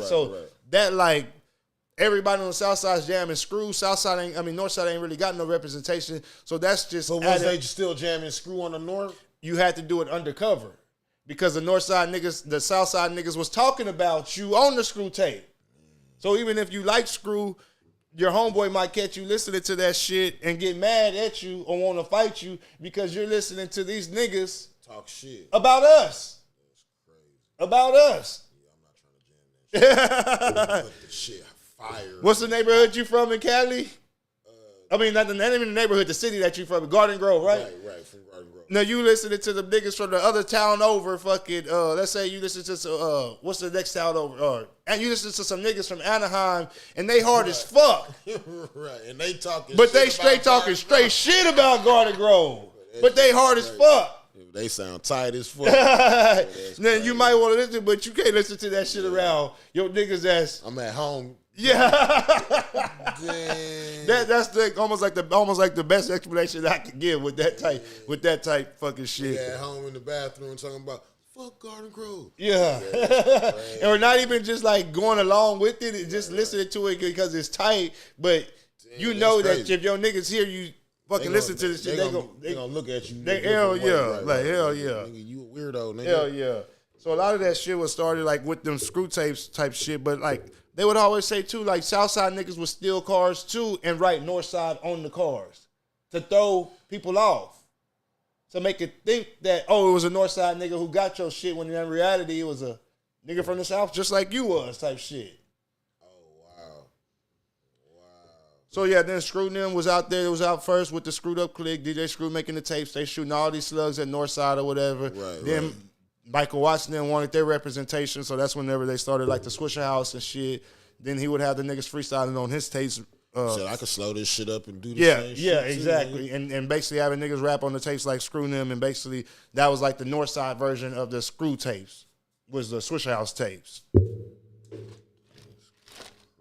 that's like pretty much like how that shit popped off and that shit, you know what I'm saying? Yeah, hell yeah. But it also, like probably one of the first beginnings of like to make the shit cool to like the ending was whenever ESG says this all the time, the rapper ESG swinging and banging. He says that at the time he knew that it was like a bunch of beef going on, so he wanted to like try to do something to like calm the beef down. So he picked the hottest. From what side? South Side. Okay. He's from Louisiana, but he's down with DJ Screw them, so that's South Side type shit. So he wants to do a song with the hottest rapper from the North Side to try to like Fuse attention type shit. So he picks some thug and they do a song called Braids and Fades. So it was basically ESG rapping about from the South Side we represent with the fades, and North Side we represent with the braids. But it's like whenever it comes down to it, it's all love in H-Town type shit, no matter where you're from type shit. And that was like the beginning of like to try to like put the fire out type shit. And just over the years, more collaborations being done, and just it not being so hostile to where if you see a nigga from the North Side on the South Side, it's almost like beef. Like now it's open where everybody could go everywhere type shit. You know what I'm saying? Like it ain't like what it was back then. You see a nigga on the South Side from the South Side on the North Side, man, he liable to not make it back to the South Side. Oh, you better not be a South Side nigga in a slab and on the North Side. You know what I'm saying? Trying to fuck one of the North Side hoes or something like that, because nigga, you out of there. You might get set up by her. You know what I'm saying? Okay, so not the bounce back. You know what I mean? But no, you good. But okay, so you were talking about how you made like your first screw tape with the fucking Walk Boy. Yeah. With the Talk Boy, my fault. Yeah. With the Talk Boy. When did you make your official like? Now I'm in this. I'm doing this. Like, when did you make your first official like mixtape or screw tape and get into the hustle of selling tapes? Well, me and my brother, we would fuck around. Like, my brother, he had discovered this fucking program and shit, and we would like fuck around with it. And this was like in 1998 and shit. So we would fuck around on this computer program called like PC DJ and shit. So we were just like honing our skills on some computer shit. My grandma and them had like all the turntables and shit like that, but we didn't know how to fucking use that fucking shit. Right. So my brother, like, come home one day from my homeboy's house. He's like, "Hey, nigga, I learned on this program, nigga, I know how to chop it up, like Screw them, like Michael Watts there." And he shows me how to chop up the record. I'm like, "Oh shit, that's what's up, shit." So just by fucking around on that shit from like over the years, then actually, I want to say, Yeah, this was probably like the first one we had never like done no mixtapes. It was basically we would just like do one song. Like just fuck around and do one song type shit. Right. This time I'm like And what would y'all just replay that song over and over? Or? My grandma and them had like a whole bunch of different records and shit like that. You know what I'm saying? So fucking like, around this time I'm like a sophomore, junior in fucking high school, and I'm riding around smoking bud with my homeboys and shit, and all we're listening to is the radio or fucking. Right. They're not really tuned in, like they know about the shit, but they're more of like they weren't on like the screw shit, so we're listening to like. Man, this was like way before 50 Cent, so this is probably like 2000, 2001, fucking listening to just like Eminem and shit like that type shit, you know what I'm saying? Dr. Dre, Chronic 2001 and shit like that, just like the commercial shit. So I remember one day I was like, man, all we do is ride around and smoke and listen to fucking that shit that they playing and shit. I was like, I'm gonna do a fucking mixtape. And I'm gonna fucking put that bitch on a CD, and whenever fucking Gabriel picks me up, that's what his homeboy's name, and we go ride around and smoke, I'm gonna put that CD in, and we're gonna listen to that motherfucker. And I did an actual Slowed and Chopped CD, and I did a Slowed and Chopped mix. I ended up burning it to a fucking CD. Once I burned it to a CD, Gabriel picked me up fucking maybe a day later, maybe later that day, probably like the next day or some shit, because it takes time to fucking do shit. So we fucking, as soon as I get in the car, I say, pop this in the fucking deck. He pops it in, and I don't know what they're going to say. I don't know if they're going to be like, oh, man, take that shit off. We don't want to listen to that slow shit. You know what I'm saying? Like, because we ain't used to listening to slow shit. We're just used to listening to regular music at this time. Well, they were. Me and my brother were already listening to everything slow at that point. Come on. So after cruising around, like, after, like, the first two songs go by on that fucking mixtape, everybody in the car is like, man, this shit's fucking hard as fuck. You did that shit. I'm like, yeah, I fucking did. Oh, man, that's fucking badass. So that was like, I don't even remember the name of the CD, but I just remember like the first songs that were on that CD, like that I did were like, one of the songs that was on there was that Big Mo, Just a Dog, that I was at the club one night. That was like the first song that was on there. Yeah, hell yeah. And it was a Houston classic. Yeah, hell yeah. Texas classic. Man, I have to look for that motherfucker. I don't probably have the actual CD, but I may have like a digital copy of that motherfucker. I have to look for that motherfucker somewhere. But that was like the first actual CD that I did. On the Sunday, and that wasn't even like I say. Probably said this before, but that CD, it wasn't even like I make that CD to sell. That CD was just to listen to in Gabriel's car. Every time I get in, I'm going to put that bitch in whenever I get dropped off at home. Right. That bitch is going back in the house with me type shit. You know what I'm saying? Hey, Gabriel, I need my CD, bro. Yeah, hell yeah. And they would always, man, let me borrow it. Man, I'll bring it next time. Nah, bro. Dog. I need I'll that, bring man. It next time. Hell yeah. So then that goes by. We end up fucking, after like maybe like a couple of months and shit, we just cruising. Maybe like a year later, we're just still listening to probably like that same CD. Maybe I done made like another mixtape or two. Right. But I remember specifically that CD, which was the very first one, being at our homeboy Willie house. And Gabriel gets to see, we're all smoking, and Willie's parents were the type to let you smoke in the house and shit. Right. Willie had a CD player, so Gabriel gets that CD from the car, puts it in, and we're listening to that motherfucker. I think I told you, like, Willie had all his Pyru homies over there. They were all blooded up and shit like that. We're all fucking down there, all scared of these niggas and shit. Fucking puts the CD on, and the motherfuckers, I'm like, please don't let there be no Crip shit in the motherfucking CD. You know what I'm saying? Like, right. So put the motherfucker on, and the CD's jamming, and Willie's homeboy goes, man, this shit's fucking hard. He's probably like the leader of them niggas. They were Pyrus. Right. They were over there by Lulac and shit. Already. So when his homeboy's like the leader, he's like, man, this shit's fucking hard. Hard ass fucking masket and shit, tatted all up. He go, man, what you want for this CD? Come on. I go, man, really, I ain't even really trying to sell this motherfucker. That nigga like, nah. But these were the days that we were still scrounging up. Right. Hey, I got $2. You like, hey, I got $3. Right. Shit, I got 65 cents too, so we go throw it on a nick and go buy a fucking cigar type shit. Reggie. Hell yeah.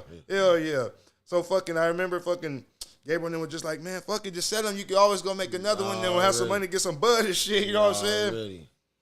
And I remember, like, it took me a while, but I ended up coming off that CD and I sold them to it for $20.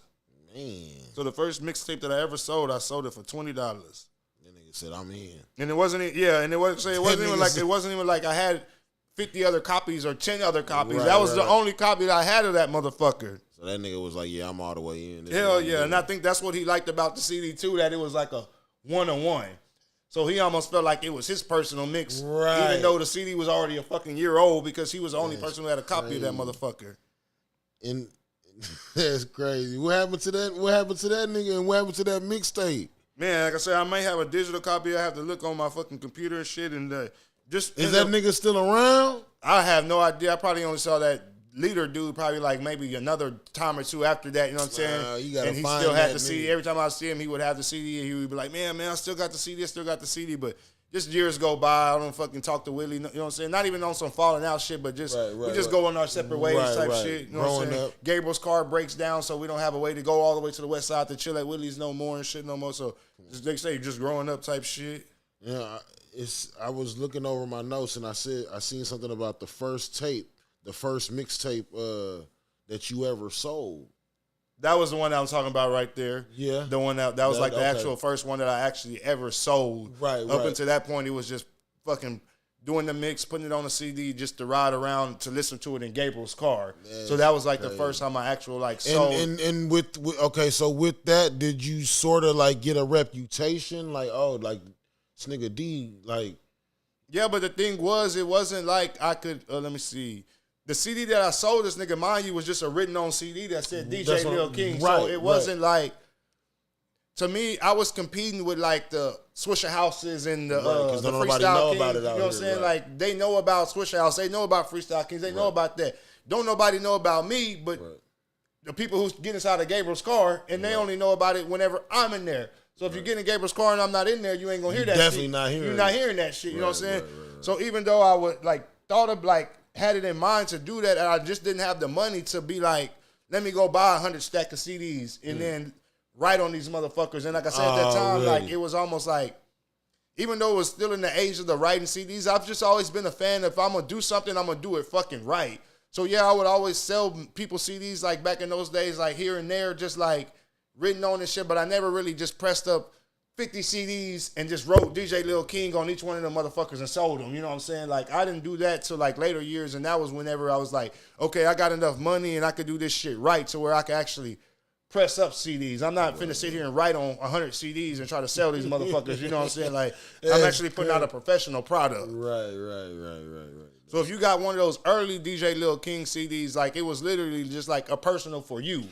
Or maybe like I would do like a spring break mix and I would maybe press up like 20 of them motherfuckers and then maybe sell them. Those were all going to be written on, and I would sell those 20, and after those 20 were gone, I would sell them by like request. So you maybe be like, hey, you still got one of those spring break mixtapes? And I'll be like, yeah, and I'll burn you one and just write on that motherfucker, sell it to you like that type shit. Right. Man, it's fucking hustling the goddamn game. Okay, so you what about And1 Volume 1? Man, do you remember when And1 first hit the scene? Of course, bro. Like I don't, bro. There was a the impact is like there was a fucking dude that I'll never forget on that bitch, bro. And his name, they called that nigga Helicopter, bro.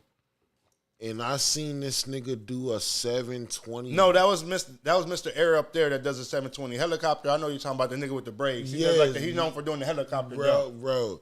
I seen the Air up there is a nigga who does a 720. But I seen them niggas come out and do that shit, bro. Yeah. The first time I saw it, and mind you, I caught it on like on an accident at like fucking 3 o'clock in the morning. Okay, so you saw it in the later years when they were on like ESPN and shit like that. Yeah, okay, bro, on the accident and. Like, of course, I heard of it. Like when before that, before that, but just wasn't really on it until the ESPN days, and was like, bro, I'm hooked, nigga. Like, hell yeah, okay, you know what I'm saying? Yeah. Like, this is what these niggas look like. So for us, whenever that And1 shit first came out, I remember that shit was almost like a myth too. It's the And1 mixtape floating around. Man, how do you get that motherfucker? Like, you know what I'm saying? Like, this was like in probably like 98, 99, whenever that bitch first came out, it was like a myth. Like, there was this tape floating around of And1 and his niggas doing like all these basketball tricks. And it was like, nobody had the motherfucker. Nobody knew where to get the motherfucker type shit. Right. Then finally, I remember somebody saying, man, to get that motherfucker, you got to go buy a pair of And1s or And1 product from fucking Foot Action. It's a Foot Action exclusive. You got to go to Foot Action and buy an And1 t-shirt or brand And1 fucking pair of shoes, and then that's when they give you the motherfucker type shit. Yeah, that's way back. I remember finally getting my hands on one of them. It wasn't even because I bought a product. I want to say my homeboy had motherfucker, and he let me borrow that motherfucker. And I went home and I watched that shit. And I remember watching that shit, and to me, that shit was like, there's no more regular basketball. Oh, nah. That's it. Like, nigga, Hot Sauce turned this motherfucker. Yes, that was Hot Sauce changed this shit. Yeah. Hot Sauce alone changed this shit. Well, to us, dog. it was Hot Sauce was later. To us, really? What changed? Yeah, to us, Skip to My Lou. Oh, man, come on, bro. The OG, because that And1 mixtape volume 1 was basically Skip to My Lou's tape. And it was showcased to Skip to My Lou. So I remember, like, being, like, fucking in 7th, 8th grade, and that was, like, my favorite player. Shit. Like, I didn't like no niggas from the NBA. At that point, I didn't even care about Jordan. Like, nigga was And1, Skip to My Lou. That was my motherfucking favorite nigga. I remember I would run down the court and fucking skip with the ball on my side and shit like that. In street ball, and obviously not in the fucking real basketball game, but, like, that shit, I remember when that shit hit the scene, like, I remember we would always go hoop at the neighborhood park, like, every day, like, after school or in the afternoon type shit. I remember my brother would sit there religiously and watch the tape maybe 30, 45 minutes before we would go to the park to hoop, just to fucking study that shit and go to the everything. And try every fucking thing. Hell yeah. Yeah. Them was the fucking the best of days, nigga. Them was the best of days. Hell yeah. Who was your favorite And1 player, man? My favorite And1 player, I would have to say, would be Skip to My Lou, the original, because that was like everything that Skip did. I wanted to do. Like, I wanted to mimic. Like, give me your top 3. Like, top 3 OGs or just in general overall? Overall And1 players, bro. Okay. I would have to go with Skip to My Lou. The Air Up There, which is a nigga that does the 720. And my third is going to be, hold on. Let me take off Air Up There. Okay. And I'm going to put Hot Sauce. Already. For number 3, I'm going to put The Professor. Yeah, dog. Yeah, I had to go with The Professor for number 3. Because whenever, The Professor, to me, also, like, And1 changed the game, but whenever The Professor came, he, like, changed And1. You know what I'm saying? Like, you hadn't seen that before. He was like the Eminem of that shit. You know what I'm saying? Like, you took the words right out of my brain, bro, because, like, I was literally bro, it was like Eminem on the basketball court, and he was fly with it, like. And the dude was like a kid. I want to say he was like 17, 18 years old, some shit like that. He was like he may have been older, but the nigga looked like a fucking kid out there type shit. Oh, God. I remember seeing Hot Sauce, bro, and being like, this, like, in my brain, that nigga Hot Sauce changed the game, bro. Yeah, hell yeah. Like, everybody was trying to do what the fuck Hot Sauce was doing, bro. Yeah, hell yeah. Real games, during street games. Yeah, like, hell yeah. That is a travel. You can't do that. Yeah, like, hell yeah. Like, see, Hot Sauce was maybe like 2-3 years after that. I remember it may have been around the same time, but back then time didn't move as fast as it did now. So it may have been quicker than but it seemed like to me Hot Sauce came like 2-3 years after Skip to My Lou. So to me, Hot Sauce was like, by the time I was in high school, Hot Sauce was for like the kids that were like coming up on And1. Like whenever, the way I came up on Skip to My Lou in 7th grade, and by then I was, you know what I'm saying, and I'm in 9th grade, to those kids that were coming up in 7th grade on And1 at that point, they Skip to My Lou was already in the NBA. Right. So they were coming up on like the like hot sauces and shit like that. You know what I'm saying? And they were coming up on some because Skip wasn't there long. Yeah, Skip wasn't there. But then he ended up coming back later on and shit like that. Right. Because I remember that. I remember. Also, like Half Man, Half Amazing. I liked him. Oh yeah, he was fire. See who else? Main Event. See, I remember like the originals, like Main Event. Escalade, nigga. Escalade. That was like, I want to say he was like a second rendition too. Yeah. Fucking 50. Remember 50? Kenyon Martin's brother. 50 or no 50? That's Kenyon Martin's brother. Oh, okay, I thought it was 50-50 or. No, that's 50 Twin. That's the rapper from Swisher House and shit. Oh, okay, yeah. Hell yeah, fucking AO. Remember AO? I remember AO. Yeah, Silk. I think a nigga named nigga named Silk. Shit, my brother knew all them niggas too. Shit, that's ill. Hell yeah. That shit is ill. We had the And1 video games and all that shit. Man, I'm turning back. We didn't even buy the motherfucking NBA games. We were buying the And1 mother. We want the And1 game. Remember the fucking. My brother got What was that on? My brother got the PlayStation 2, and the very first game that he got for PlayStation 2 was Street Hoops. This was before they had the And1 game. Yes, I remember Street. They had Street Hoops, and then like a year later, they came out with the official And1 game. Yes, and that bitch was more all about lobs. Yeah, hell yeah, hell yeah. I remember that game. And that was the one you could switch their clothes and put them in like the Dada and shit like that. Hell yeah, I remember that. Put the gold chains and shit on them. Hell yeah, bro, that shit is crazy. You take a nigga back, man. You take a nigga back, man. Okay, so bouncing back and forth. Okay, so like jumping into the screw culture and really like diving all the way in, you know what I'm saying? yeah. Who did you know that knew people from the SUC, or was it just pure happenstance that you got a chance to? Actually, the first person that I ever knew that knew people from the SUC was Daddy Creed. That's crazy. Like the first person I knew. Shout out to that boy Creed. Yeah, shout out to Daddy Creed. Daddy Creed was the first person that I knew that knew people that were from the SUC type shit. That's ill. My first time ever meeting somebody from the SUC was I met DJ Screw's cousin, Lil Chuck.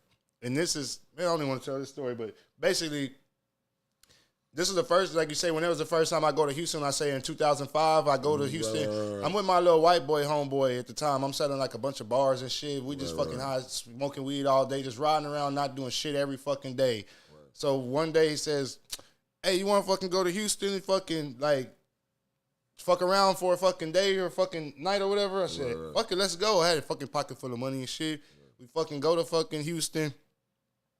And I already told him, man, as soon as we get there, I want to go to a screw shop. He was like, already, I'm down and shit. My homeboy fucking Trey, white boy homeboy Trey.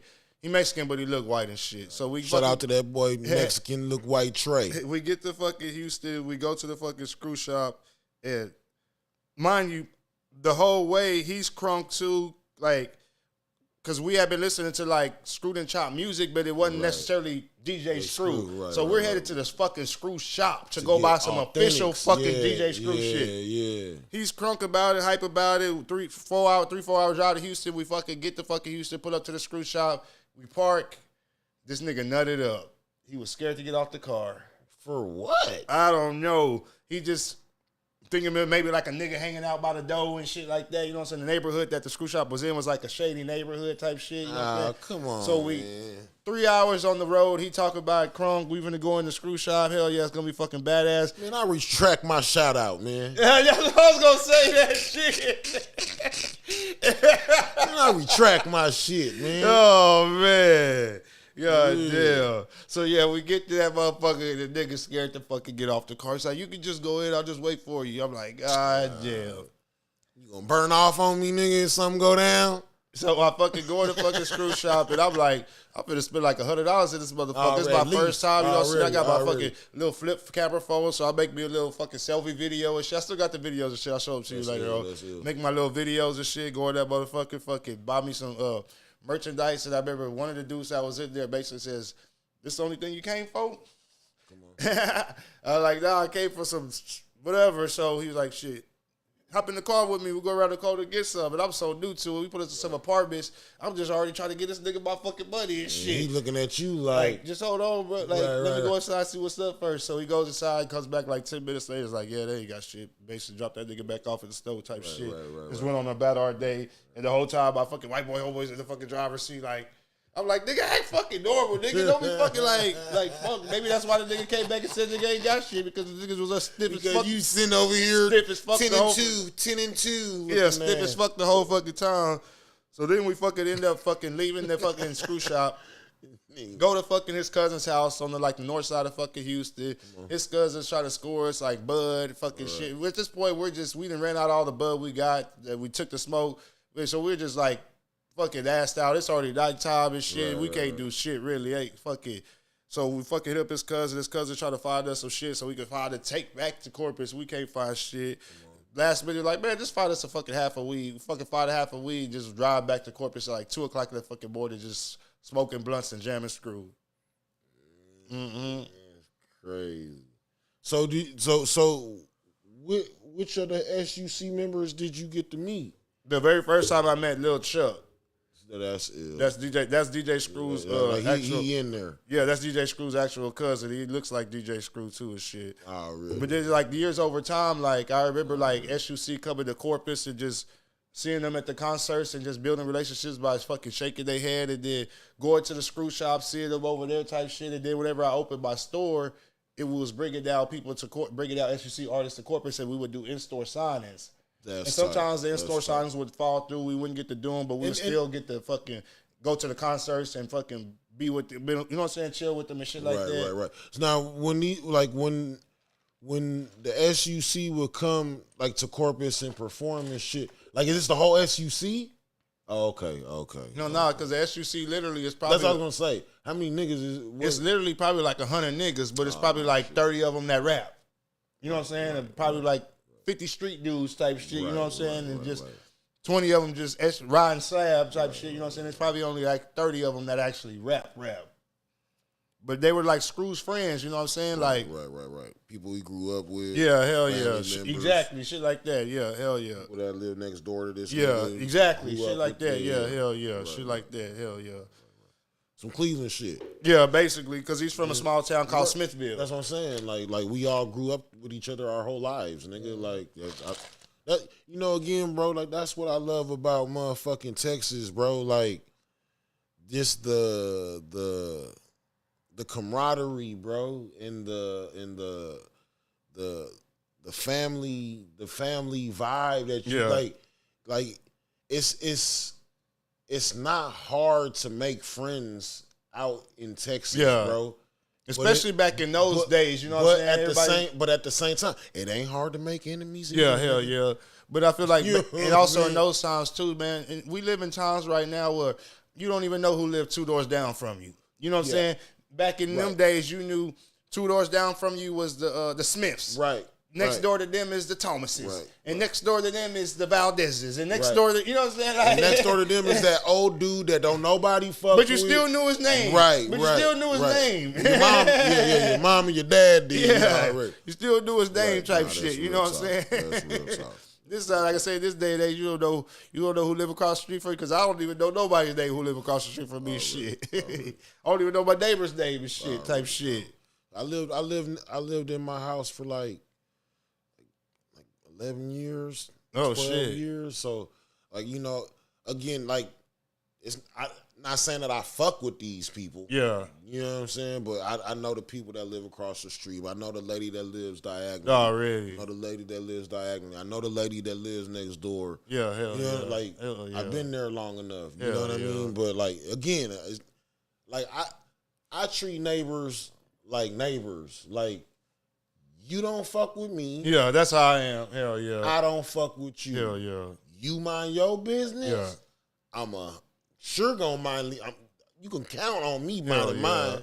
You know what I mean? So whenever Screw Them would come down here, like you wouldn't necessarily, like I say, SUC's 30 rappers, but maybe out of the 30 rappers, you may get 7 of them, or you may get 6 or 7 that are like the popular. You may get Big Pokey, Lil Kiki, ESG, Big Mo, Lil O, Lil Flip, and you know what I'm saying, maybe Zero. But then they'll also bring the SUC members, like maybe like Lil Chuck will come too, but the crowd don't know who Lil Chuck is, you know what I'm saying? But unless you just listen to Screw tapes, you know what I'm saying? And like I say, this is even before the times of like the internet, so you would hear names like Lil Chuck and you know what the fuck this dude look like, you know what I'm saying? Like, you know what I'm saying? Because there's still a bunch of fucking it's like niggas who don't know who Corey Mo is. Yeah, because it's still like names, like I hear names like Man Pooh. Like I can't put a name to Man Pooh, you know what I'm saying? There's Pat Lemon, like I could put a face on now because they put you know what I'm saying, shit like that. But like back in them days, like you couldn't put a face to none of them dudes, you know what I'm saying? Big Dave out the phone, Big Toe out the phone, like who the nigga that Paul Wall always mentioned? Lil Kiki. Nah, he always mentioned somebody else, dog. On what? In his music, nigga, he always mentioning a nigga, dog. And I think about it. Fuck. Corey Blunt. Corey Blunt. Yeah, Corey Blunt. Niggas couldn't like me personally. I'm not a native. You know what I'm saying? So I can't put a face. See, now we can put nigga is. Yeah. Of course, I can look him up. In this day and age, now we can. Back then, you couldn't. But I think that takes away from the mystique and the illness of the music. Like, I know I could jump on my phone right now and look this, but you know what I'm saying? I don't want it like that. You know what I'm saying? Like, that's ill. That's ill as fuck, man. That's ill as fuck, bro. Times have changed like a motherfucker, bro. Like, what would you say? I mean, of course, main factor with Screw not being here, you know what I'm saying? What would you say is the difference between two-part? I'm gonna give you a double-sided question. Just ask one at a time so I can give you a good explanation. We off that Kush. Okay, so what would you say would be like the biggest change that you've seen in the Screw community? The love from the fans is still there. Like, I give you an honest opinion because I could give you some watered down shit that people would probably want to hear, but the love from the fans is still there. But all those dudes that were rapping at Screw's house, they're all older now, so it wasn't like.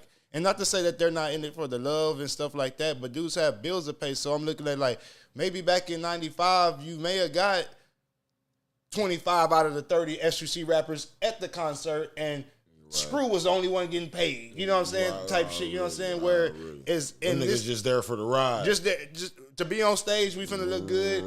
Knock down something after the show type shit. You know what I'm saying? Like, whereas this day and age, it's like if you want ESG and Lil Flip, you're going to have to pay. You can't just book. There's no screwed up click to book. Okay.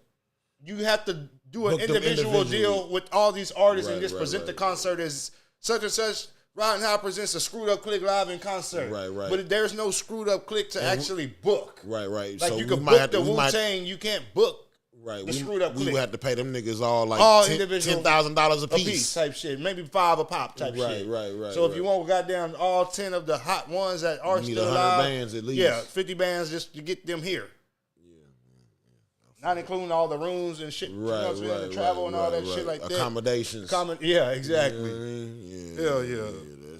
So that's the difference between then and now. Like, I can't be really mad at them. Like, I understand it. Like, you ain't finna come and do a concert with 20 other niggas and y'all gotta split $1,000. Right. What's the point?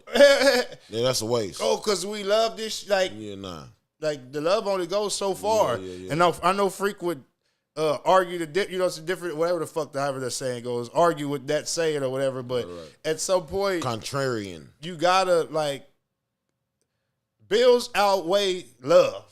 I feel like, you know what I'm saying? Not to say love with your spouse or your kids or whatever. 99% of the time. If you love fucking hip hop, but hip hop ain't paying your fucking bills, and this fucking job is, well, hey, you can still love hip hop, but at the fucking same time, if I gotta choose between going to this fucking free hip hop fucking show and performing, or going not going to work and getting fired, or going to work and getting this fucking check and keeping my fucking job, I'm gonna go to this fucking job, and I'm not even a nigga who has a job, but I'm gonna pick to go to that fucking job, and you know what I'm saying? Like, so to me, business outweighs love at some point. It has to. You can't be doing shit out of love. You can't be 50 years old still doing shit out of love type shit. My partner Dialto told me one time, man, you know what, I'm gonna start calling them Dialtoisms. My boy Dialto, man, that nigga gave me a Dialtoism, dog, and that nigga say, love don't pay the groceries, bro. Yeah, hell yeah. You can't go, and I looked at him like, you know, like what do you mean? He's like, you can't go to the store, buy groceries, and say I'm going to pay with love. Hell no. You can't do that. Yeah.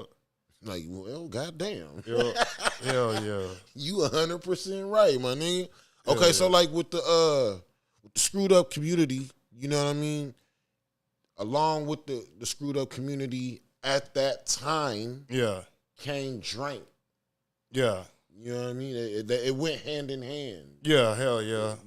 Drink came a little bit later, you know what I'm saying? Right, like Right. I'm not saying that right, but maybe like 2-3 years later after the right, Screw tapes hit they, off. they just kind of went hand in hand. Yeah, hell yeah. Definitely. What was like? I know now drink is like it's expensive, bro. Mm-hmm. You know what I mean?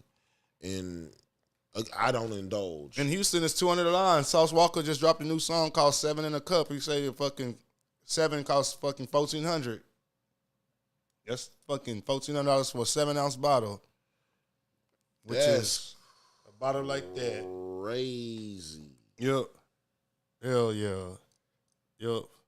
That's fucking crazy, bro. And that's the perp, or is that just whatever's on hand?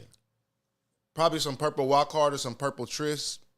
That's crazy as fuck. Definitely, if it's that price, it's Like- definitely. Or like- it got to be some Hot Tech Red. What, like, you remember the first time you ever drank? Yeah, hell yeah. What was I told a first- story on the one of the pods before. I think Okay, I do recall. I'll run through it real quick before, real quick. Right. Listening to the fucking tapes and always hearing these dudes rap about syrup and not having no idea what the fuck they fucking drinking or what the fuck they're even talking about. And then being at my homeboy Rico's house all the time and his mama having bottles of cough medicine all over the fucking counter. We're not thinking nothing of that shit. Listening to one of them tapes again later in months and the dude said, we sipping bar, promethazine, codeine. Right. Ding. Right. That shit is all over the house. Next time I go to Rico's house, I'm going to go over there and all those bottles say promethazine, codeine. They don't say bar, but they say promethazine, codeine, alpha, which is Alpharma, which is the brand that came right after bar. Right. So fucking after that, we go to the stove, get a fucking soda, pour that shit up, start fucking sipping, and basically from then it was on, and that was in 1999. Okay, so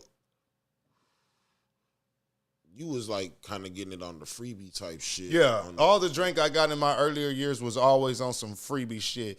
Rico wasn't like into it, I guess, like I was. Like he would like do it like with me, but I could always fucking trade Rico like, hey, I'll give you this fucking Madden game or here's Street Hoops, nigga, for a fucking 8. Right. And back then it was so like you couldn't do nothing with it. Like nigga, we could have a whole 8-ounce bottle and tell the nigga, man, I'll trade you a dime for this shit. And I'm talking Reggie. Nigga was be like, I'm good, G. Like that. Nowadays, a nigga trade you a goddamn pound for that shit. And I'm talking about a pound of dro. Back then, you couldn't get a nigga to trade you a dime sack of Reggie for a motherfucking half a pint shit. And now that shit going for And I know because we tried to, nigga, we would have that shit, nigga, we'd have a whole bottle and be broke as fuck. Trying to get a Go sack. to the weed man, trying to get a sack. Pouring bottles inside of bottles. Half this shit for a fucking bottle. for a dime. You know what I'm saying? Half this shit for a fucking dime sack. No, I'm good. We'll give you this whole motherfucker for a dime sack. No, I'm good, bro. When y'all got $10, just come holler at me. That's crazy. And we didn't even know nobody to sell it to. So basically, it was just drink that shit and like shit. Like I say, Rico was drinking every now and then. Whenever we were together, but I was like on that shit. Like I'd be drinking that shit like throughout the week type shit. Going to school drinking that shit. And I'm fucking 14, 15 years old type shit. Going to school drinking this shit. Making the fucking price rise on that shit like that, man. Because of the way that it was glamorized, like and I was watching a doc. It was like when I came to Texas, bro, and I ain't even like. I retract that.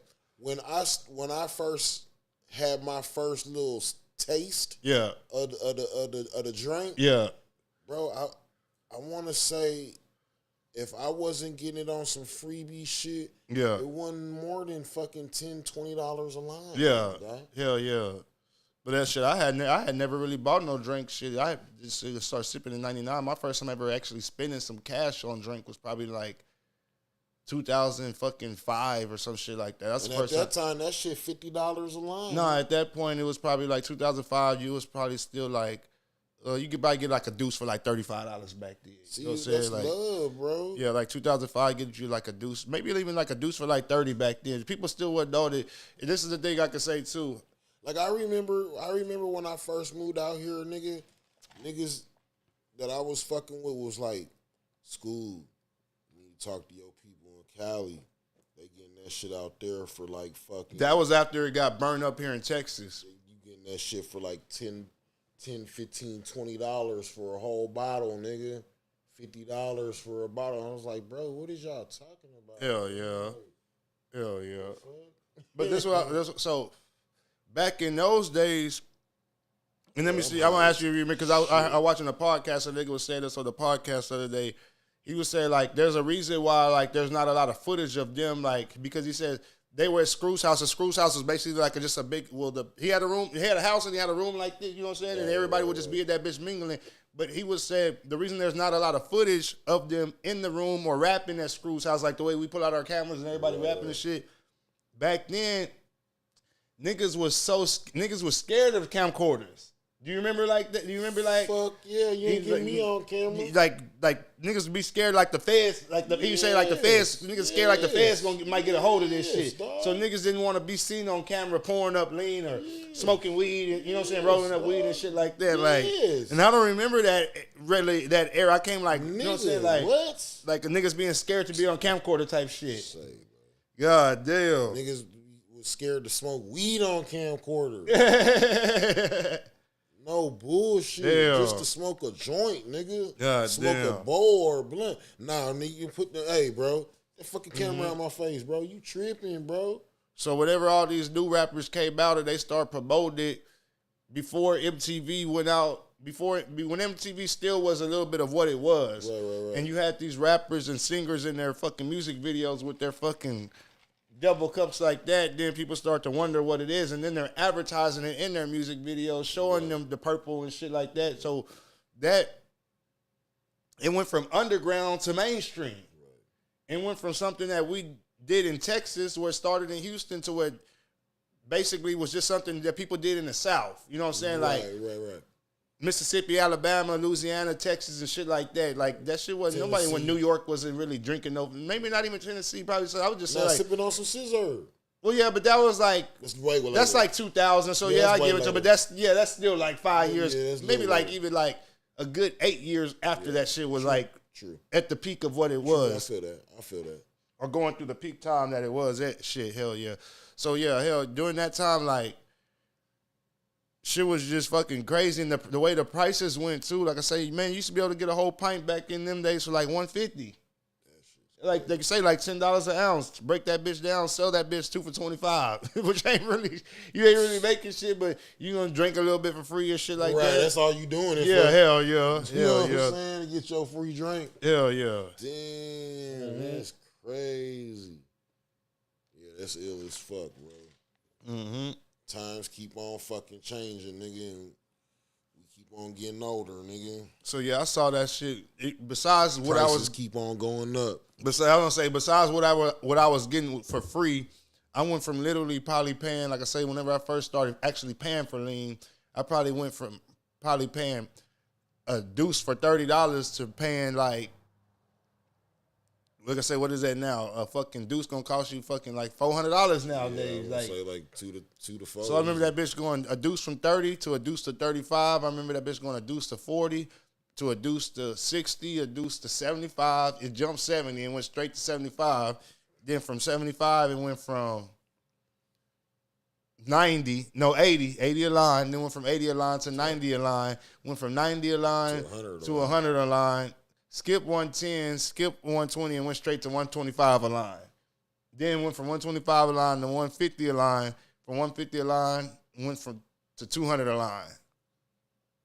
And that's over like a 20-year span that it inflated. You know what I'm saying? Like it inflated that much type shit. That's crazy. Fuck all that, dog. Fuck all that, bro. And that shit keeps on getting like more scarce and more scarce. Harder and harder to get, bro. It's to the point where that's 200 line because even if you do get a script from a doctor in today's time, they don't fill scripts for promethazine codeine at Walgreens or CVS no more. Right. I don't even think they do it at HEB. They might, but I know if you get a script from basically like a doctor from promethazine codeine, you got to go to a mom and pop pharmacy to get that bitch filled. And an 8-ounce bottle, we used to get an 8-ounce bottle. Like whenever we would get scripts or shit, we get an 8-ounce bottle. And we go to Walgreens and get that bitch filled and get the 8-ounce bottle for fucking $19, $20. Man, you fucking go to the mom and pop pharmacy, get that same 8-ounce bottle, man, you finna be paying like $250 shit. Some bullshit. Hell yeah.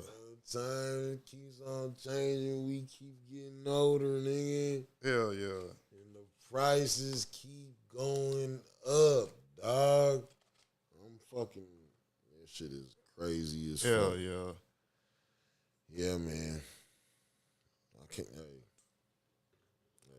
I guess we gonna end it right there, then, nigga. Already. You know what I'm saying? Hey, and again, I just want to give a shout out to the folks that was taking care of my dog. I appreciate y'all. Apologize for the aggressive behavior and me assuming. So again, I apologize. But hey, y'all know what it is and what it ain't, man.